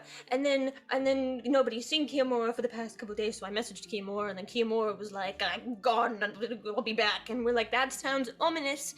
And Kathyr has these weird dreams that tell him stuff, and he had one of those dreams where it's Kiamora going off and doing a bad thing, so that's why we're leaving. Oh. Okay. Wow. I just wanted to catch Nailed you up it. on that. Okay.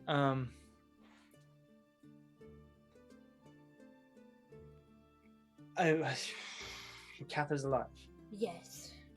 that would explain the rumors about Fate's Gambit walking from the grave or something like that. What? There are rumors going about camp about how your group Fate's Gambit like is undying and like even death can't hold them. It's kind of cool. It worked, guys. The martyr worked even better. That was unintentional. Totally. I- It was that all is a lot planned. of- All planned, guys. All There has planned. been a Tactical lot plays. of deaths in the past week. Yeah. So yeah, that's been that. I'm still trying to figure out how I feel about everything. Yeah, I'm sure that's a lot. Yeah. So you guys are gonna go. Wait, I thought you were going to Scarlet Wastes. It's probably somewhere in that route. Okay. Pretty sure we're going to like the mountains, and then we're going to the desert, and then we'll come back, and hopefully we'll find Kimura somewhere along the way, and stop him from doing bad things. Hopefully. Well, be safe. Thanks for the update. Yeah. And eat your soup. Right. You look malnourished. Yeah, I just can't piss. Yeah. And then I eat. Okay. You guys hang out for a little bit more, talk some more. Tarak, you do anything during this time? You're going to see the Laundric, right? Yeah. Or you're having the I'm council. gonna get all the people who are like relatively in charge of like war stuff. Of war stuff? Okay. So you Yeah. grab the Laundric, Lotta, and Revoluthel, So I like along with Volna. I like walk by. I see Riniya eating soup. and I go, good soup. Good. Yes, would you like some Tarak? Yeah. By the way, got a meeting. I'm calling everyone. Okay. Which probably, but I will take. I fill a bowl of soup and then I just take the the whole like tub. Nice. All right. Yeah, just with a ladle. We'll meet you in the tent. Awesome. Great. Okay. Sweet. At this point, everybody, you gathered everybody: Delandric, Revoluthel, Volna, and Kathyr, Edward, Riniya, Lotta, basically everybody in charge. No, of things. not the rest of this group. They can have their own things. They're doing that. Just the NPCs. You kick them all out. All right, so just the NPCs then. Hello, everybody. I'm Tarak. We've met. Yes. I have news. 2, I have not exactly the news, but like kind of a statement question. I don't know what the name of it is. 1, news. I'm sure you've maybe heard the rumors. Don't really need to ask questions about it. Kath is back alive. It's great. Yippee. Good news. Second thing, I am just going to offer just one last out because I really think you maybe underestimate what you're doing here. At any point in time, you can choose right now to be like, no, don't get the orcs. And I will not. Because if we go through with this and we don't die on the way there or on the way back, and we do manage to convince, I would say in order to win this, we'd need minimum 200.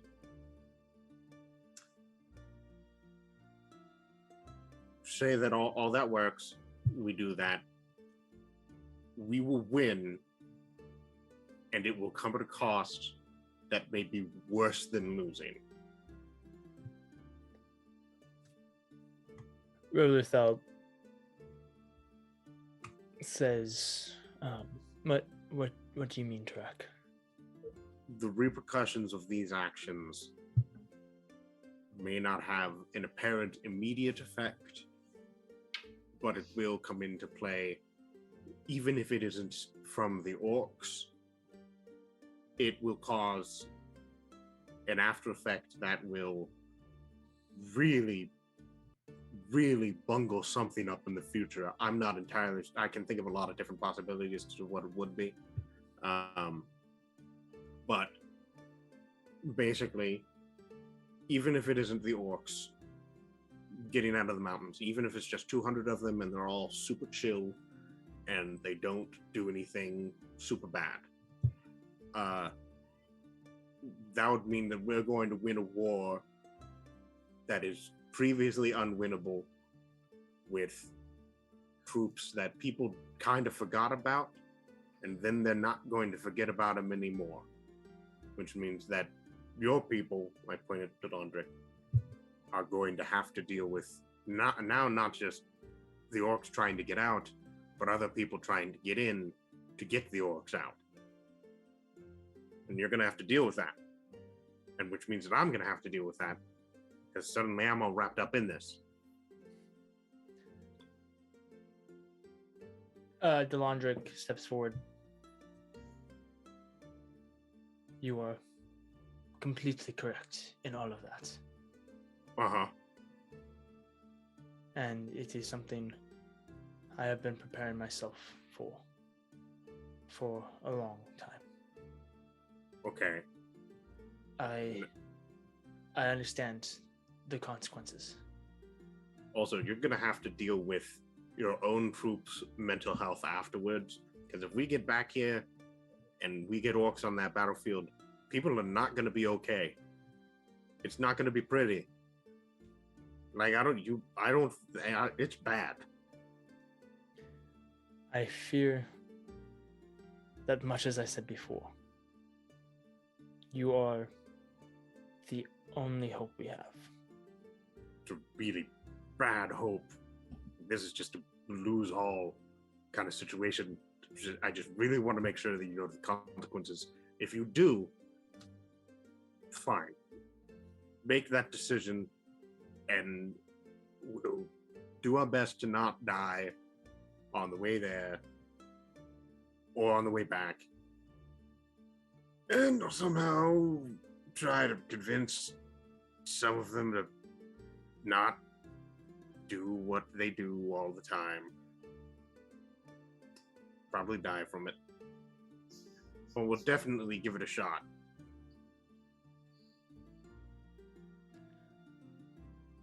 I cannot speak for my associates, but representing the Alisar dwarves, we will take on the consequences and burdens that we must.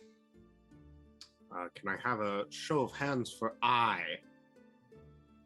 Tarak and or not Tarak, Delandric and Revoluthel both raise their hands before Lada eventually nods and also raises her hand. Seems like the eyes have it. Well, that sucks. All right, you guys can go. Thanks for the soup. I just leave. Okay. I'm taking the pot with me. I love Tarak so much. Okay. I hope you have another one, because it's good soup, by the way. Are these lentils? Yeah. 10 out of 10. I grabbed Riniya on the way back. Okay. Great soup. She got soup. 100%. Why did she make fish when we were at her house? When she could have been making this? What is in She this? had the ingredients for anything. Fish. So It's it's just not fish, lentils, it's just grass. Kathyr, Just that's grass. you make your way down to the bank with the hanky pank. Down to the bank of the Bullfrog hanky pank jump with the from bullfrog bank jump to from bank. bank I'm to sorry. bank. Go. But you make your way down Yep. to the bank. Do I see the Fae there? At this point, you can see the shimmer. There's actually... sure. Okay, yeah. I see the Fae there. You see them off in the distance. Okay, now real quick, because I'm a terrible person. Zestari. Zistari. Lady Morintar. Well, I care about the fire one, so yeah. Yeah. Zistari. I was just gonna list I whoever approach. remember. Zistari.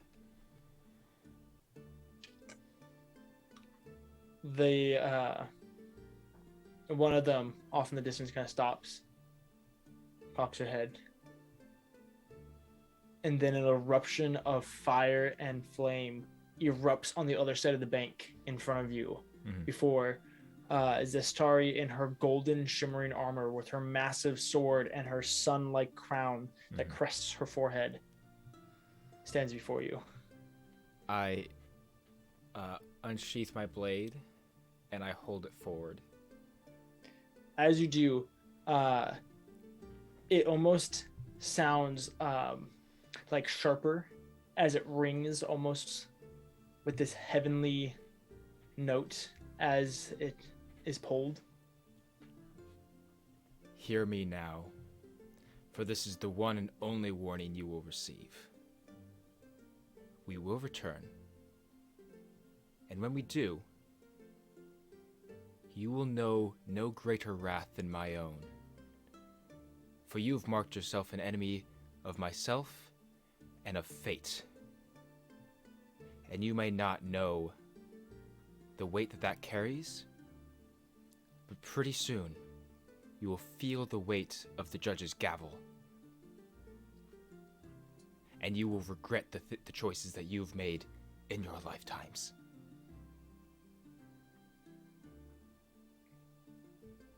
She slowly nods.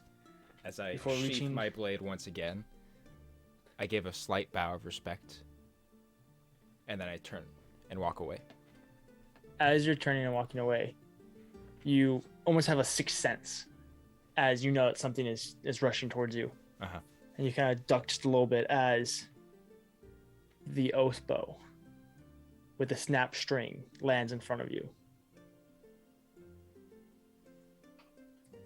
I You pick it up. turn. I pick it up and turn to her. She gives a slight bow. And then she turns and leaves. Man, that was really cool. Just And like a with secret that, Spice Girl. we God are damn. going to end episode 53. We're going to end tonight's episode Oh, with two mic drops. I have a- What you got, Drew? I Wowzers. got Question, lines of my DJ. own. DJ, can we just next episode? Can we just start on the boat going? Yes, please. Yeah, actually, Oh, yes. Great. Okay, then wait, but I'd say I give a hug to Malice and. Cool beans. I gave a hug Okay. to Volna. Okay. I don't Great. hug Got it. anyone. Awesome. Thank you guys so much for watching this roller coaster of an episode. That was not what I was expecting this episode to be. That was way different than I expected, but it got to the same place that we were expecting. Railroading at its finest. Thank you guys so much for Well done. watching. Thanks, Aaron. Come back next week as we continue the story. And Also we show up don't on. have to get new art. Yay! There's no new art. Life is good. Yeah. Also come back on Thursday to hear us talk about this episode, or maybe play more D&D. Who knows? We'll It'll see what we be do. great. It'll be awesome. awesome. And then definitely be here 2 weeks from You now muted, as Grant. we play this game in person Well, together. And be here a week What? from now too, so then you know what's happening. Be 2 here weeks just from now. every week. literally from what I now just on. said, Never Lydia. leave. But you said table scrap, and then you said be. No, I sorry. said be here next week, and then I said also be here for table scraps. I'm then I- sorry. My eyes are Dang very it, Lydia! sore. Come on. Ah. I cried a lot today. Anyway, thank you guys so much for watching. We love you guys. You guys are amazing. I've Thank been you for muted joining. this whole time. Yeah. Yes. No, we haven't been listening to anything you say, Grant. I But literally thank you so said- much for joining us for this first episode of the campaign in 2022. What? Yes, Grant. I was gonna say, first of all, Thank Great you, episode. podcast and great YouTube episode, watchers and scuffed listeners. outro. We If you love guys you enjoyed guys this, so hop over much. to Twitch and give us a follow. That's one of the best ways to help us out. Or sub, like, whatever you do, Tell share your with your friends. friends. Thank you guys so much. We care about the show. We've worked hard on Also, it. We're glad make sure to be compliment Lydia on her really good job that she did making our Yes. sweet new intro and all of our Oh my gosh, additional the visual intro. assets. Yes. Can we If play the those intro of again you at the end on of the episode? Podcast haven't seen. I You mean, should if stop we by and want, watch do just we for want to those. play the intro again?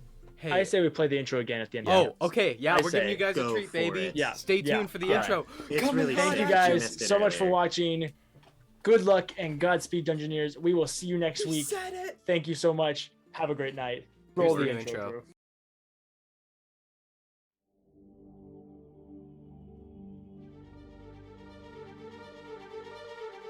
Welcome to Dungeoneers, a world of divine sacrifice and forgotten evil. Over 8 centuries have passed since the devastation of the trial, but despite the world's rebirth, the people have returned to their lust for darkness and ruin.